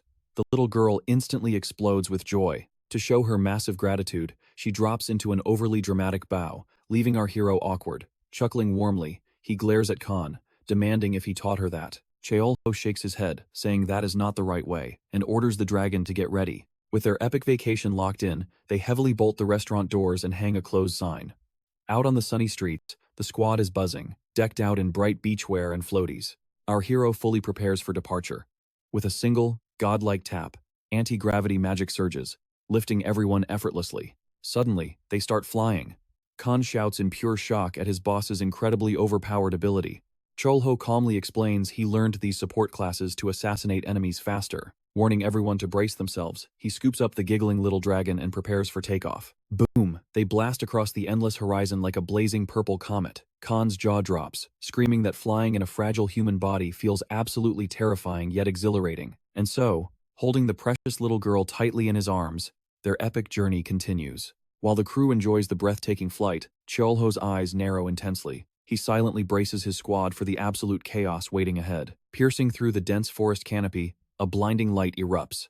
The majestic scenery finally unfolds, welcoming them to the breathtaking, endlessly sprawling azure ocean of this fantasy world. He coldly explains the truth. This beach was once a paradise, but portals mutated it into a totally lawless wasteland. Chul-ho asks if Khan is swimming, but the dragon rigidly shakes his head, admitting he is not a fan. While little Miro happily splashes with a mystical water spirit, Khan insists he is content just watching. Our hero flashes a warm smile, fully respecting his loyal friend's boundary. Instantly, he summons Kasim, ordering the shadowy servant to fetch an ancient, legendary fishing rod from the east. The loyal shadow materializes instantly, reverently offering the glowing artifact to his master. Kasim brags he swiped it from a grand sage, claiming this divine rod reels in absolute monsters without any bait. Refusing to waste a single second, Chul-ho executes a gravity-defying leap onto the rocks, ready to dominate fishing. He recalls the old sage claiming fishing is the ultimate art of self-reflection. But Chul-ho scoffs, because gazing into his own past only unearths a mountain of bloody regrets. Suddenly, the magical line pulls hard, and he instantly realizes he won't have time to think. Boom! Out of nowhere, a colossal kraken explodes from the roaring depths, violently startling absolutely everyone. Meanwhile, the oblivious little dragon plays in the shallows, begging the water spirit for tiny minnows. But Chul-ho steals the show, roaring her name to display the catastrophic sea leviathan he just casually caught. But he quickly drops a warning. Despite the epic catch, these fish are practically toxic. Normal giant squids reek of pure ammonia, using the foul chemical just to safely float. But his eyes gleam with culinary madness. Krakens are a totally different beast, so he readies his blade. His magic blade flashes like lightning, carving the flawlessly fresh monster meat. It sparks warm memories of his old military squad's absolute favorite seafood stew. A master at work, he swiftly crafts a breathtaking masterpiece, using both perfectly raw and sizzling grilled kraken tentacles. The little dragon practically drools, begging her daddy for a legendary bite. He hands over a steaming skewer, and her face instantly melts into a smile of pure, unmatched bliss. She hugs him tightly, calling him the best. Our hero beams with absolute, unwavering pride. Later, they relax on the golden sands, soaking in a fiery orange sunset. Suddenly, glowing lights flood the sky, leaving Khan completely spellbound by the absolute magic. Our hero smiles gently. He reveals these aren't stars, but mystical glowing insects from the other realm. The sharp scent of sea salt hits him. In a flash, he pieces together why these creatures gathered here. Memories violently flood back. His father abandoned Busan for the concrete jungle of Seoul. On exhausted late nights, sharing simple plates of sliced squid planted a deep realization in his young mind. In high school, he truly believed the brutal college exams were the ultimate finish line. But reality is unbelievably cruel. Stepping out of the military, he crashed headfirst into a catastrophic job market. That college diploma felt like the gates of hell. Every dream turned to absolute ash, while a ruthless society relentlessly branded him a worthless, heavily criticized failure. Staring into the abyss, he deeply questioned his own desires. Was craving a decent paycheck truly a sin? At 30, completely broken, he abandoned his grand dreams to become a simple civil servant. The phantom sea salt brings back his father's gentle voice. The old man's words echo with absolute certainty, promising him he was finally walking the right path. He swore a blood oath to return successful. But destiny was undeniably cruel.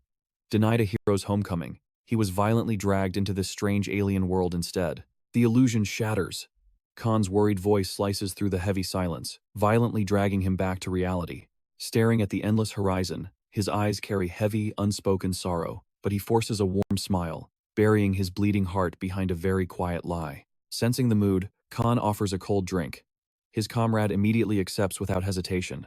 The scene shifts to dead night. A colossal winged beast tears through the silver moonlight. Elite Eagle Knights are in deadly pursuit of a high-speed monster fugitive. The stakes are massive. This smuggler carries hundreds of pure mana stones, straight toward the chaotic, lawless zone. The commander's order rings out. That crystal-hoarding abomination must not escape the city. The merciless capture operation begins. Returning from the beach, the little dragon lands with absolute style. Outside the bustling restaurant, Chul-ho leaves bedtime duty to Khan and locks himself in the kitchen. He stares at the kraken, imagining what legendary culinary masterpiece he will craft tonight. His chef brain races. A refreshing monster salad? Or stuffing the beast like traditional blood sausage? But a wicked smile crosses his lips. His ultimate recipe is locked in. His knife blurs, carving the beast, and whipping up a flawless golden batter. The boiling oil roars. He drops the kraken in, frying every piece to golden perfection. Just like magic, the masterpiece is complete, a giant mountain of devastatingly crispy kraken. One single bite confirms the truth. The explosive flavor is absolute perfection. The heavenly meat is impossibly juicy, paired perfectly with an earth-shattering, flawless crispy crust. This holy dish demands an ice-cold beer. Approaching the fridge, a strange meow freezes him. Did a simple stray cat just wander into his sacred kitchen? He turns around and his jaw drops. Sitting right there is a giant cat, with the terrifying bulk of a literal tiger cub. His appraisal skill reveals the shocking truth. It's just a normal cat that recklessly swallowed raw mana. This is a lethal death sentence. Normal animals instantly explode from overwhelming mana. Pure mana stones act as an absolute poison to fragile living bodies. Feeling pure pity, he tosses the doomed beast some golden kraken. Chul-ho suddenly realizes the massive predator is actually shockingly gentle. Relaxing at last, he enjoys his beer and snack, while casually scanning the daily newspaper. Front page news. A legendary guardian who survived the apocalyptic invasion. But a cold chill runs down his spine. Why does that face look so familiar? Realization strikes like lightning. His eyes widen in absolute shock, as he finally remembers that familiar face. He spots another terrifying headline. Mutated giant cats are mercilessly attacking the entire city. Panic sets in. Our hero whips his head around, but the monstrous feline is already gone. Only a spotless, completely licked plate remains in the shadows. Morning brings bright sunshine and peaceful birdsong. But the tranquility violently shatters. A massive pillar of blazing fire instantly erupts straight out of the kitchen. The little dragon beams with excitement, wildly playing with a dangerously bizarre magical instrument. Covered in soot, Khan admits he's blasting the soup by hand since the brazier broke. Chul-ho completely loses it, bursting into uncontrollable laughter at the chaos. Our hero explains the fix. Replace the shattered mana stone, and the magical brazier will work again.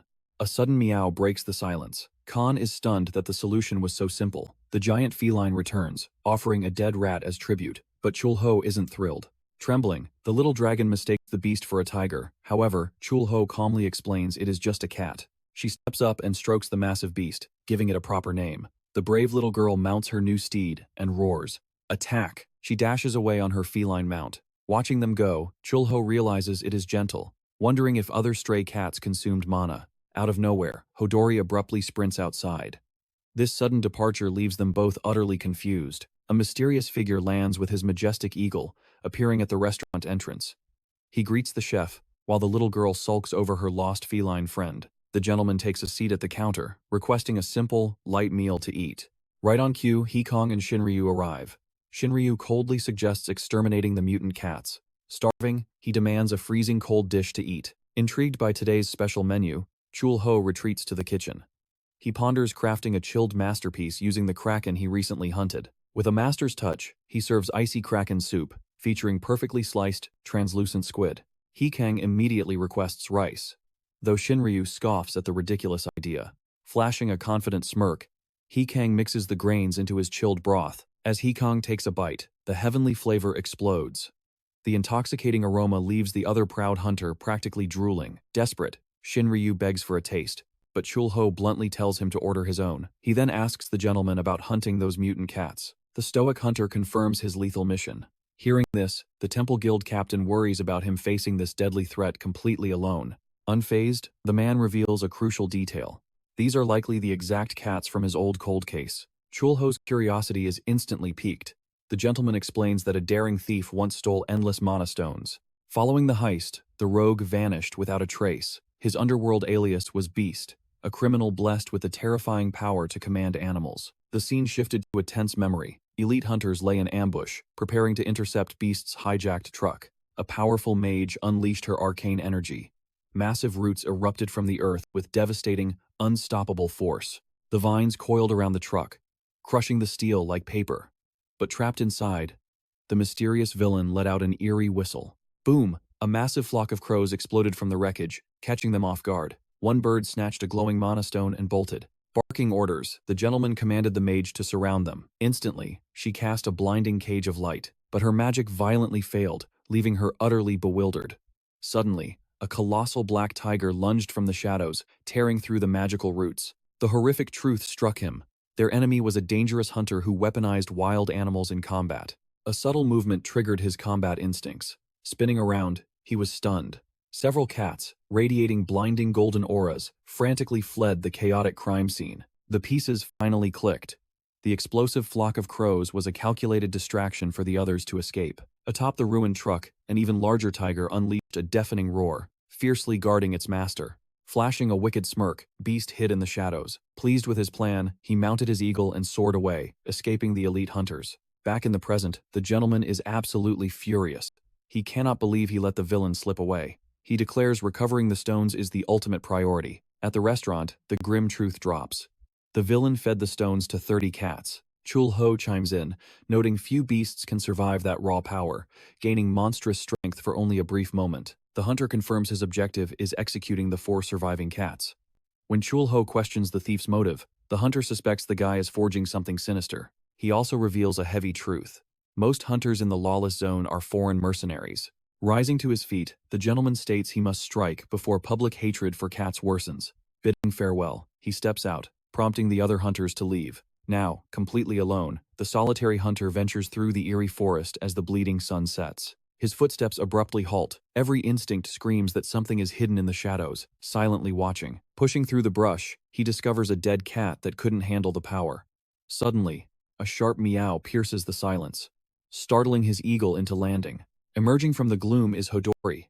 The beast had miraculously survived the mana stone and was now fiercely growling. The hunter's eyes widen in absolute shock.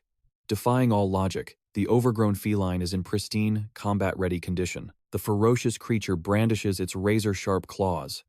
Glancing past the beast, he realizes it is desperately protecting something behind it. A pang of pity strikes his heart, but one lethal blow will close the case.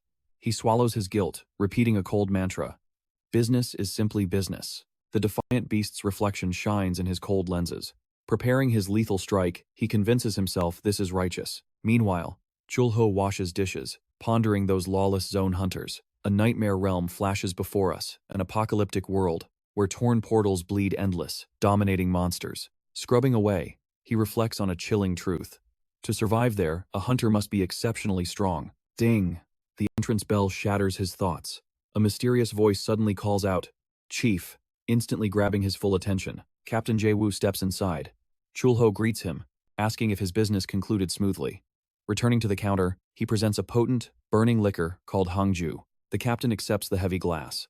To ensure his guest will not drink on an empty stomach, Chul-ho prepares to fry some fresh meat. Lacking pork, Chul-ho reaches for the premium beef he procured earlier. His blade flashes with absolute precision, swiftly slicing the prime cuts to prepare the dish. The rich meat sizzles in the scorching hot oil. Seeking absolute perfection, he pulls it out for a devastatingly crisp second fry. Jae-woo tilts his head, wondering if a special sauce accompanies the dish. Chul-ho offers it freely on the house, but the proud captain fiercely insists on paying, requesting only a pinch of salt. Jae-woo earns a knowing smile from Chul-ho. It is undeniably the absolute best way to appreciate the beef's pure essence. With everything ready, Chul-ho hands the heavy liquor bottle to the customer, who nods and offers his quiet gratitude. Jae-woo lifts a golden slice, dusting it lightly with salt. He takes a resounding, crunchy bite, his eyes closing as the explosive flavor washes over him. Without hesitation, the man throws back the glass.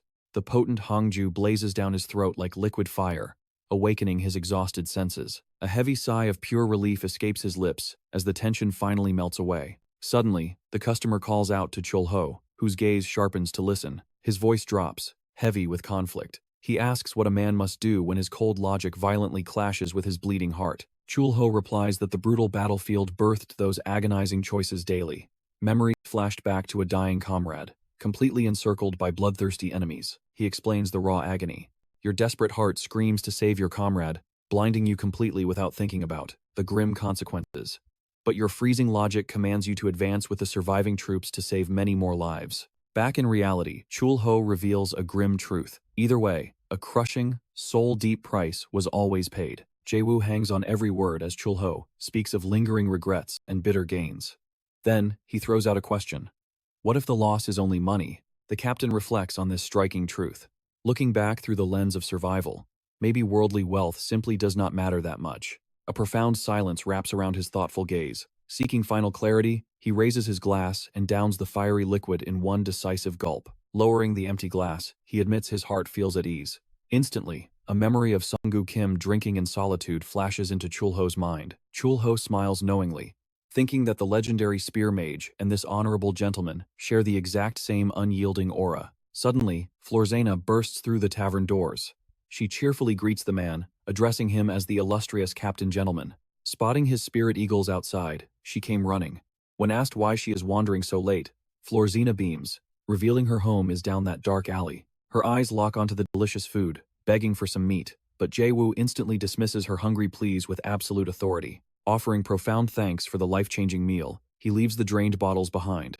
The girl props up the staggering, heavily intoxicated captain toward the door. But as they leave, a massive shadow blocks their path. The towering beast, Hidori, materializes out of nowhere. Florzena freezes at the creature's monstrous size, while the dizzy captain barely registers it. Hidori drops 3 dead rats, leaving the confused girl demanding a translation. With a fiercely unfriendly glare, Hidori simply stares at the two of them and lets out a single meow. Jae-woo drunkenly waves away the morbid offering, claiming his stomach is completely full. The camera pans out as Florzena drags the stumbling captain down the lit street. Left alone, Hidori observes the sleeping city under the pale moonlight, radiating an aura of absolute superiority. In a distant, forgotten forest, a haunting meow echoes over fallen warriors' graves. Back in reality, golden morning light breaks, and birds sing peacefully outside the restaurant.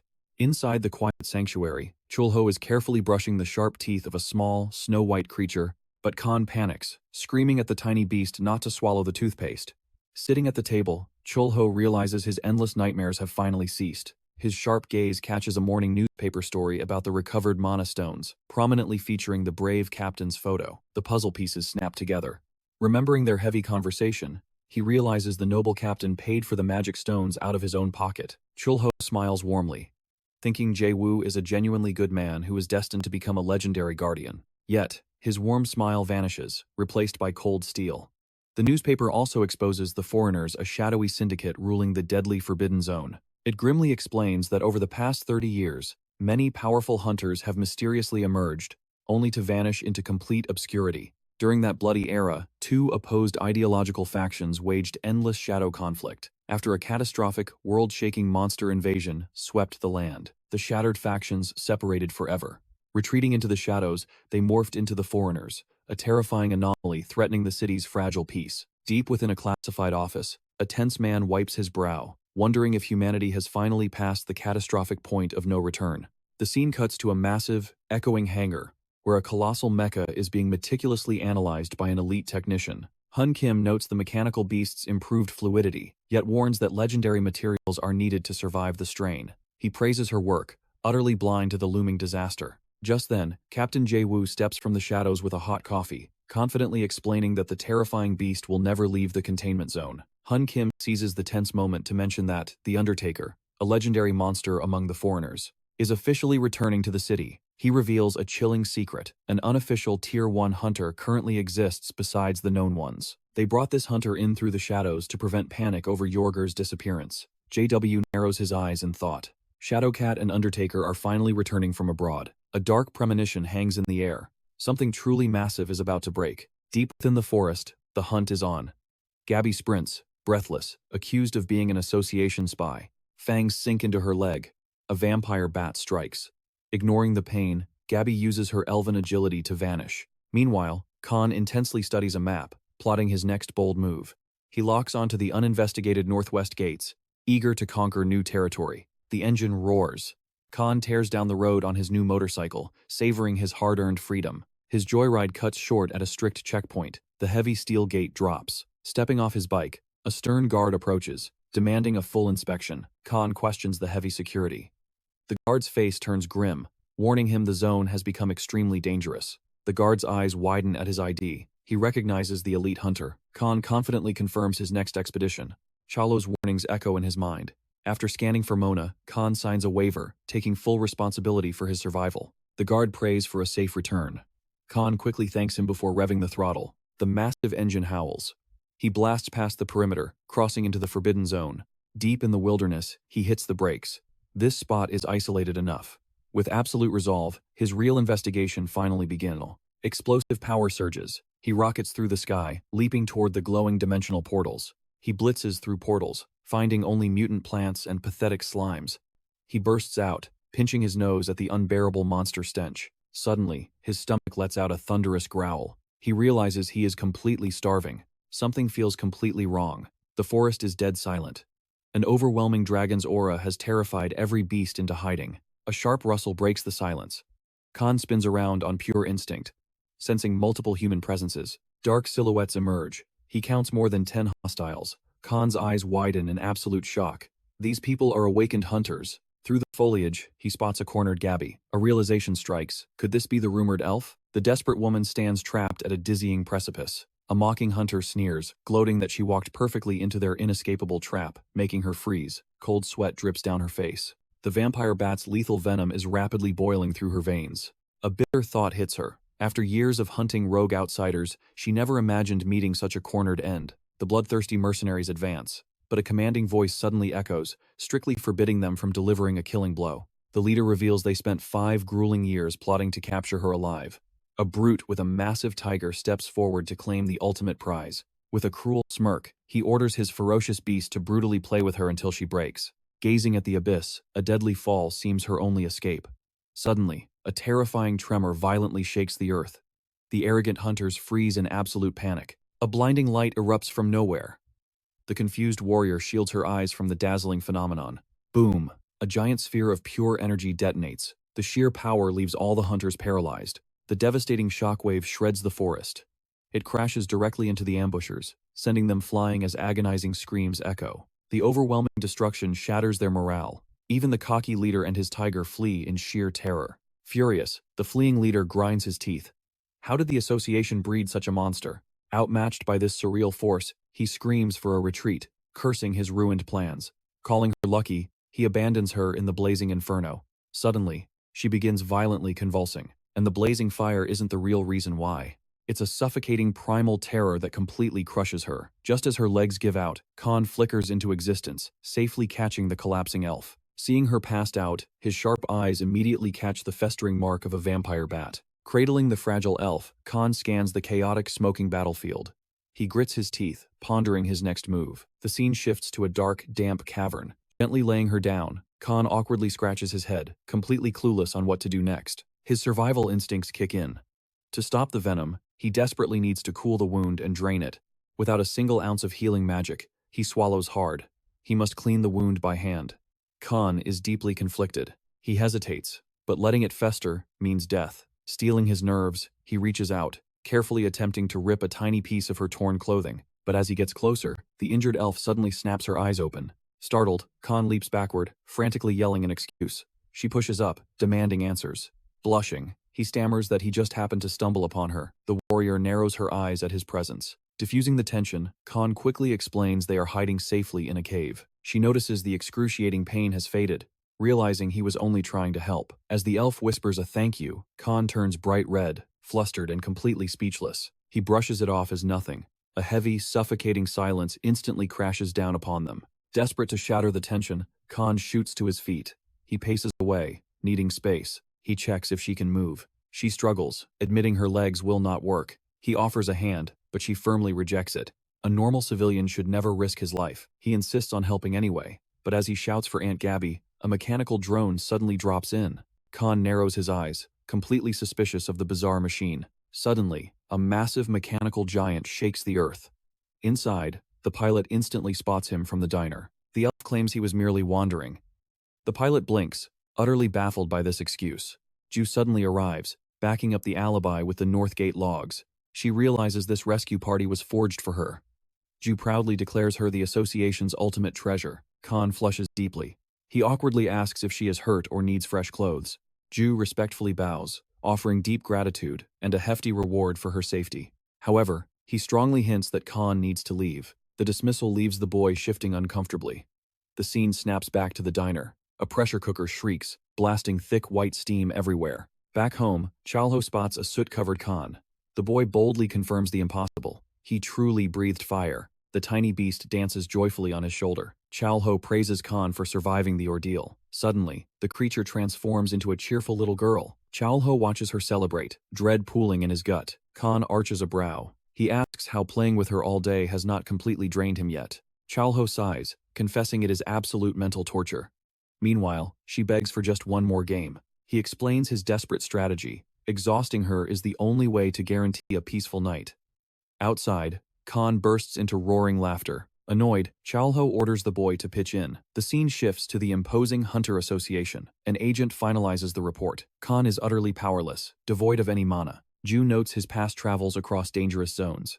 The elf smiles, praising the boy's reckless bravery. An official slaps the magical scan documents onto the desk. He scans the rigid data. Absolutely zero traces of mana exist in either Khan or Chul-ho. The evidence is ironclad. Ju concludes that the boy is nothing but a fragile, ordinary human. But Gabby remains trapped in deep thought. Who unleashed that apocalyptic wave of flames? Pure, primal terror had paralyzed her. Her survival instincts had violently screamed at her to flee. It was a suffocating, monstrous dread.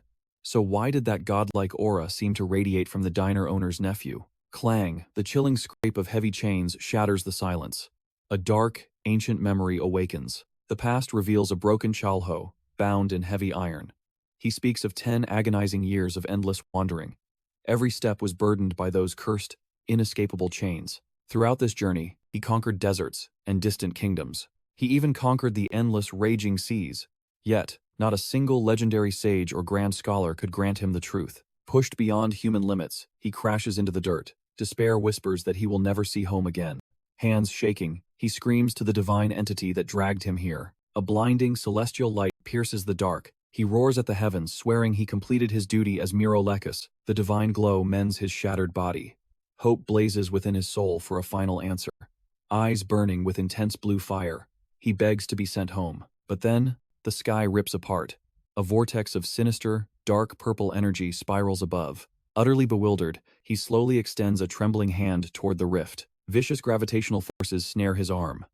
The mysterious energy violently swallows him whole. He is violently hurled across the cosmos.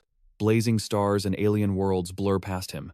Trapped in a blinding aura, his mind spins in absolute, terrified confusion. Hurtling through the endless cosmic void, he tears through a rift alongside a bizarre, unknown monster. He witnesses hell itself, a demonic dimension crawling with nightmarish horrors. Seconds later, a serene gateway to the spirit realm flashes before his eyes, but an overwhelming radiant beacon hooks his gaze. He snaps his head around, completely mesmerized by the blinding source. He stares down at a colossal realm of steel and machinery, a futuristic world completely beyond his imagination. Without warning, the rift violently drags him down into this strange new reality.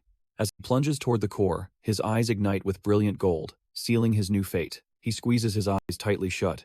His mind frantically scrambles to comprehend this insane phenomenon. Chul-ho gasps, snapping awake in a pool of cold sweat. It was only a nightmare. Beside him, a faint radio broadcast hums while Khan sleeps peacefully. He sits up heavily, cradling Clay. That exact same haunting vision had tormented him once again. From the mattress, he catches breaking news. Kim Sang-hoo has achieved Tier 1 status.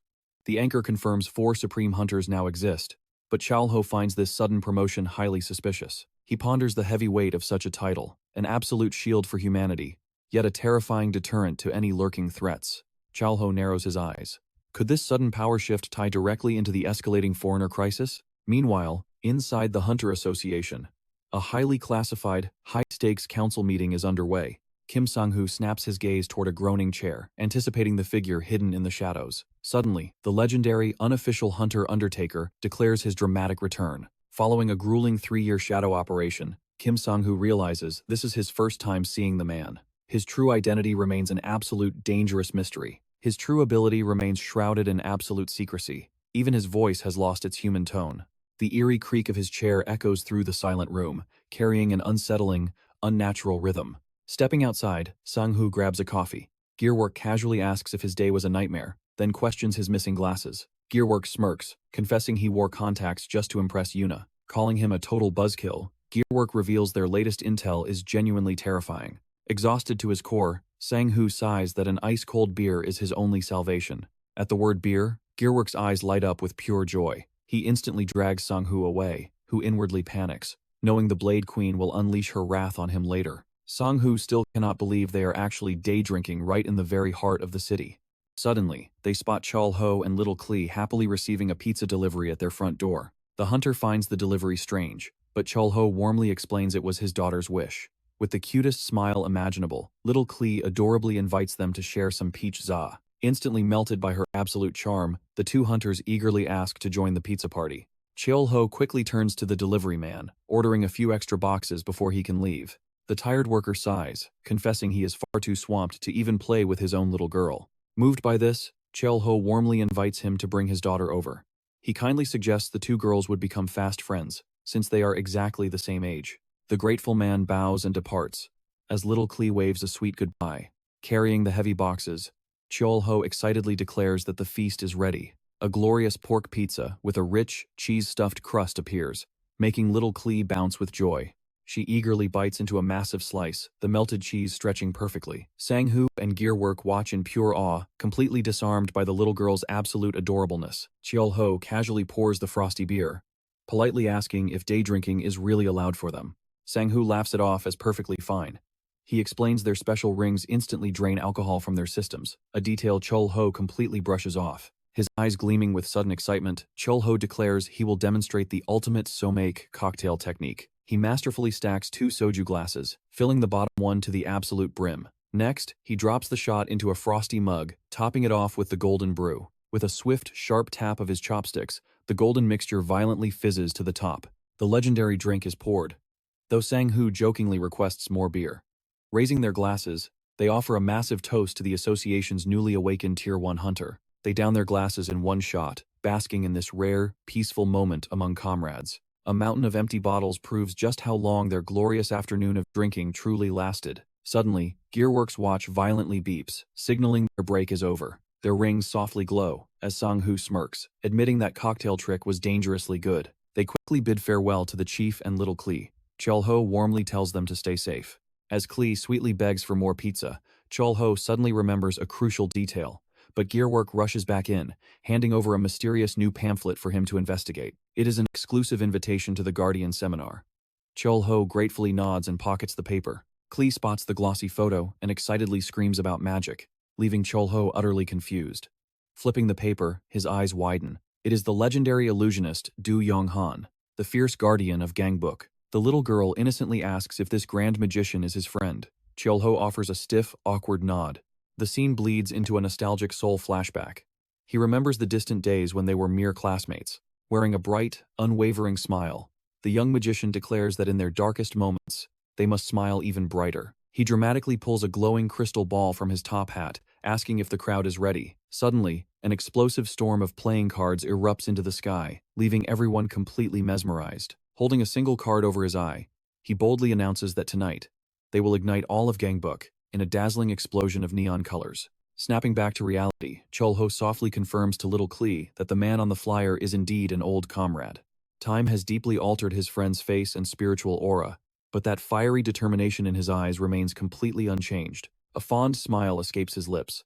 His childhood friend actually achieved his impossible dream of becoming a legendary magician. But a heavy shadow crosses his face. He spent 30 brutal years in the other dimension, and 30 more here on Earth, forging deep, complicated bonds across two entirely different worlds. As time passed, those old feelings naturally faded away. He never expected to see a forgotten friend again. His memories are blurring, but the raw, burning emotions from that era still live on. The lingering warmth, quiet gratitude, and crushing sorrow of those days never fully left his soul.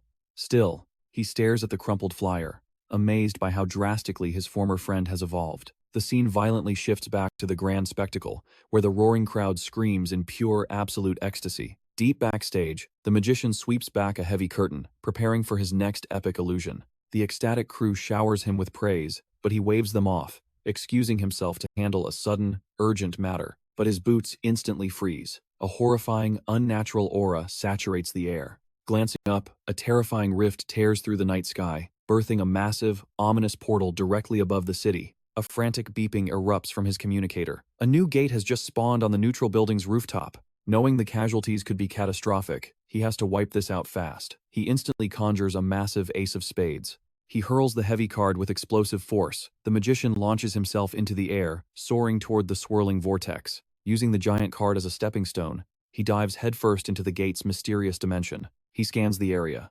This eerie dungeon feels like the belly of a colossal machine. A bizarre, metallic realm covered in grinding gears. It is an absolutely grotesque sight. This unnatural anomaly must be exterminated immediately. Resolving to clear the zone, he readies his deadly deck for a fierce assault. Two Joker cards materialize out of thin air, pulsating with a sinister, dark purple aura. Demonic gestures burst from the cards, violently clashing with the mechanical beasts. The magician channels another devastating skill. One monster's metallic head rapidly bulges, swelling to its absolute limit under his crushing magical pressure. Snap. He triggers the spell, violently detonating the bizarre creature into countless pieces. Chains of purple explosions obliterate the mob, blasting a clear path. His summons shred the remaining grunts, but he senses this is just the warm-up. Every dungeon has a ruler. He braces himself for the true nightmare. The scattered wreckage suddenly fuses into a towering behemoth. He barks an order to stay on high alert. Eyes narrowed, the magician declares they have a deadly new problem. The aftermath shifts to Hung Kim, staring at the mechanical scrap in pure awe. He asks if this is a newly discovered species. The magician quickly briefs him about the mechanical gate. Hung Kim scans the debris. The system is surprisingly basic, linking together like simple clockwork driven by a pure mana stone. However, the tech is bafflingly primitive. How could such a crude shell contain that much violent mana? Hung Kim asks if they secured the dungeon's boss among all this scattered scrap. The magician explains the boss was far too massive, requiring an association transport. Grabbing the field report, Hung Kim shouts his thanks and sprints off. He suddenly recalls the Undertaker's classified report about gates linking to entirely different worlds. A cold sweat breaks on his forehead. This gate might bridge the gap to a terrifyingly advanced civilization. He kicks the lab doors open, demanding an immediate mana scan. The Ogre project had been deadlocked because no earthly metal could handle the immense energy. Gripping the strange alloy, a thrill runs through him. This otherworldly dungeon might just be their missing puzzle piece. He sprints right back to the magician, excitedly asking if he has eaten after that grueling raid. Flashing a huge grin, Gearwork insists on treating him to a feast. The scene transitions to a peaceful dawn, golden sunlight piercing the sky. Stepping outside the diner, Chul-ho lights a cigarette, soaking in the rare morning tranquility. His thoughts drift to his old friend Dog Young. What would they even say now? Staring at a flyer, buried memories flood his mind. A flashback takes us to his first-grade classroom, where his teacher is making a major announcement. She cheerfully announced Family Cooking Day, little Chiho's absolute worst nightmare. Back then, his fractured family was falling apart, and his overworked parents were never around. Refusing to beg for their help, the boy desperately scoured an old, dusty cookbook. The pages were filled with luxury meals and alien ingredients, but then, his eyes lit up as he spotted a familiar recipe. It was tteokbokki. A spark of hope ignited. Believing he could make it all on his own, he proudly gathered the rice cakes and spicy sauces. Ingredients in hand, he stood bravely in the kitchen, determined to conquer this dish from scratch. But reality hit hard. Checking his tiny pockets, he realized his copper coins weren't nearly enough. He dashed to the bustling street market, praying he could buy the missing parts. He nervously asked for fish cakes, but the vendor shook his head. The stall owner paused thoughtfully, while little Chul-ho stood waiting with a crushed spirit.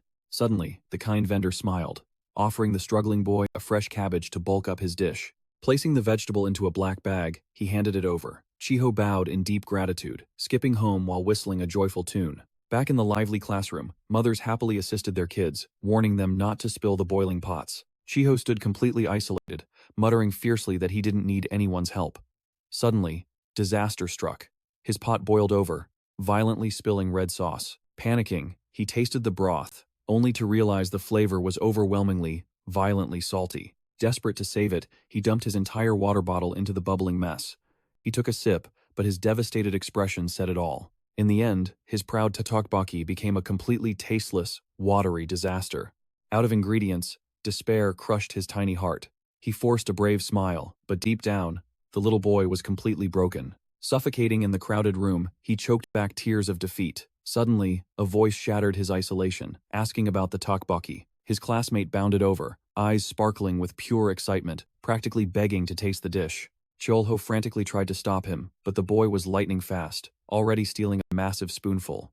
The moment the flavor hit, a blinding, genuine smile stretched across his face. Chul-ho froze in absolute disbelief, his mind short-circuiting at the unexpected reaction. Leaping up, the boy roared to the entire class that this tteokbokki was a masterpiece. Face burning crimson, Chul-ho desperately hissed, asking why he was lying. Grinning fiercely, the boy demanded his attention. Do-young boldly declared that one day, he would become a grand magician and enchant this food with ultimate flavor. Without warning, Do-young cranked the stove's heat to maximum, leaving Chul-ho utterly terrified of his chaotic intentions. With theatrical flair, he dramatically swept his hands over the boiling pot, chanting a mystical spell. Drawn by the commotion, classmates swarmed them. One whined about the missing fish cakes, but Do-young swore on his life the taste was divine. The skeptic took a bite and gasped in pure culinary shock. Stunned by their reactions, a trembling Chul-ho finally tasted his own creation. His taste buds exploded. Mind completely blown, he begged to know the secret, to which Do-young proudly smirked. It was pure, unadulterated magic. Word spread like wildfire. The classroom erupted as hungry kids stampeded the table, begging for just one legendary bite. Overwhelmed with gratitude, Chul-ho demanded the truth, but Do-young playfully crossed his arms, refusing to reveal his grand secret for free. Desperate, Chul-ho frantically offered his pocket money. Rejecting the coins, Do-young offered a different contract. Chul-ho had to walk home with him, every single day. His chaotic energy faded into a gentle stare, silently praying for his new friend's answer. In that quiet moment, Chul-ho realized Do-young was just as lonely. With a warm smile, he accepted, forging an unbreakable childhood bond. Snap to the present. The kitchen stove roars, a bubbling pot unleashing an absolutely mouth-watering aroma. That was the origin of his friendship with Do-young before fate cruelly pulled them apart. Despite the fleeting time, Chul-ho cherishes that magical memory with his entire soul. He carefully sips the glowing broth. A confident nod confirms it. The flavor profile is absolute perfection. With the ultimate base prepared, he tosses in fresh vegetables, letting them soak up the fiery essence. Eyeing the leftover premium meat, he preps crisp bell peppers to elevate the tteokbokki. Little Jewel practically vibrates, asking about the meat, so he gently shoos her away to play. She dashes off with pure joy, leaving Khan bewildered, asking if she is already leaving. But before she escapes, Chul-ho ambushes her with a barrage of ticklish kisses, making the adorable girl shriek with laughter. He proudly declares his absolute authority as the older brother to spoil her rotten. Chul-ho begs Gyul for a kiss, leaving Khan completely dumbfounded by the wholesome display. Burning with fierce sibling jealousy, Khan sprints after her, desperately howling for his own sweet kiss. Suddenly, the tavern doors swing open. The magician steps in, warmly greeting the little lady. Hyun-kim trails behind, loudly announcing their grand arrival to the chef. Flashing a mysterious smile, the magician notes that Hyun-kim has been relentlessly hyping up Chul-ho's legendary culinary skills. Caught off guard, Chul-ho stammers awkwardly but warmly welcomes his VIP guests. Hyun-kim asks for the menu, and Chul-ho confidently vows to cook whatever their hearts desire. The magician casually craves tteokbokki, and Gearwork fiercely nods, hyping it as the ultimate god-tier choice. Tightening his apron with focused resolve, Chul-ho promises the tteokbokki immediately. Yet, as the flames dance, a painful realization hits his old friend does not recognize him. 50 years have passed. He recalls Do-young's blazing dream of becoming a grand magician, a dream he secretly envied. His heart aches with a suffocating weight. He desperately wants to reveal himself, fearing inevitable rejection. Clenching his trembling fist, he swallows his pride and stays silent. Plating his masterpiece, he serves the legendary tteokbokki, alongside crispy fries. Hyun-kim takes a bite and gasps at the explosive flavor. Intrigued, the magician leans in, his curiosity fully ignited. Tasting the dish, the magician freezes, his brilliant mind racing to deconstruct the magic behind this nostalgic flavor. Chul-ho softly reveals his ultimate secret. This dish transforms when shared with cherished company. Gearwork immediately asks if the chef has eaten, but Chul-ho humbly shakes his head. Little Gyul boldly points out soup in the old man's beard, earning a warm thanks from the amused magician, but he playfully notes her messy face. Panicking over her new clothes, she freezes. With a flick, he magically produces a card, leaving Gyul completely spellbound. Guiding her hands, he builds masterful, breath-holding suspense for his next magical illusion. Poof! The card instantly transforms into a brilliant purple flower. Gyul erupts into adorable squeals at the impossible magic. He tasks her with delivering the mystical bloom to her father. Tiny feet patter away as she presents the flower to Chul-ho, demanding he join their grand feast. A gentle smile breaking his stoic facade, he cherishes the flower and finally agrees to share the heartwarming meal. Beep! Gearworks' high-tech watch blares, shattering the tavern's peaceful atmosphere. He jolts up with a chaotic yell, then sheepishly clarifies it is just his awaited results. Tossing his payment on the table, he bolts out like a literal hurricane. The magician chuckles at the fiery passion of youth. Chul-ho nods in agreement, but what truly awaits them next? Chul-ho steps to the counter, his mind lingering on that familiar tteokbokki sauce. He casually asks if the magician used instant noodle seasoning, leaving the man completely stunned. Do-kyung nods in confirmation. He explains that this deeply nostalgic flavor brings back precious memories of an old friend who always visited him. He shares that his family was incredibly poor back then, but somehow, his friend's tteokbokki was always an absolute masterpiece. Curious, Chul-ho asks what they used to talk about. The magician lets out a warm, nostalgic laugh at the memory. He reveals his lifelong dream was becoming a magician to see people smile. Lacking natural talent, he constantly hopped from one performance troupe to another, but when the world suddenly transformed, he awakened true magical powers, becoming what humanity now calls a guardian. Through the darkest times, he anchored himself with memories of them dreaming together. He fondly recalls those innocent days, laughing and talking until the sun finally set. Hearing this, Chul-ho falls silent, deeply processing his old friend's heartfelt memories. He then asks about his life right now. The magician smiles, declaring that deep down, absolutely nothing has changed. He still fights to protect everyone around him. His childhood dream burns as brightly as ever. In that poignant moment, their old promise to use magic on food echoes powerfully through Chul-ho's mind. Flashing a bright, genuine smile, Chul-ho tells him he is incredibly happy to hear those exact words. The magician finally bids farewell, deeply thanking him for the spectacular meal and wonderful time. Extending his hand, he officially introduces himself as Do-kyung-han, asking the chef's name. Gripping his hand firmly, he introduces himself. His name is Chul-ho Kang. Standing at the doorway, Chul-ho says his final goodbyes, silently watching his old childhood friend leave the restaurant. Outside, the magician mutters the familiar name, desperately trying to place it. Suddenly, a childhood memory strikes him like lightning, and he remembers the boy named Chul-ho. He spins around instantly, staring back at the restaurant in absolute, breathless disbelief. At the door, Chul-ho holds a happily purring Clay in his arms, while Khan glares with a grumpy expression. Do-kyung-han chuckles to himself, refusing to believe such a miracle coincidence. Meanwhile, Clay offers her gifted flower to Khan, instantly making the grumpy beast burst with excitement. Chul-ho gazes up at the vast sky, silently hoping his old friend will visit much more often. The scene cuts to a high-tech lab, where scientists marvel at an incredibly durable material. Hunim declares that if a mere fragment can withstand a Tier 6 stone, the chief will be even stronger. His eyes blaze with excitement. This miraculous material could be exactly what they have been searching for all this time. With an admiring gaze, he calls it terrifying, but he simply cannot.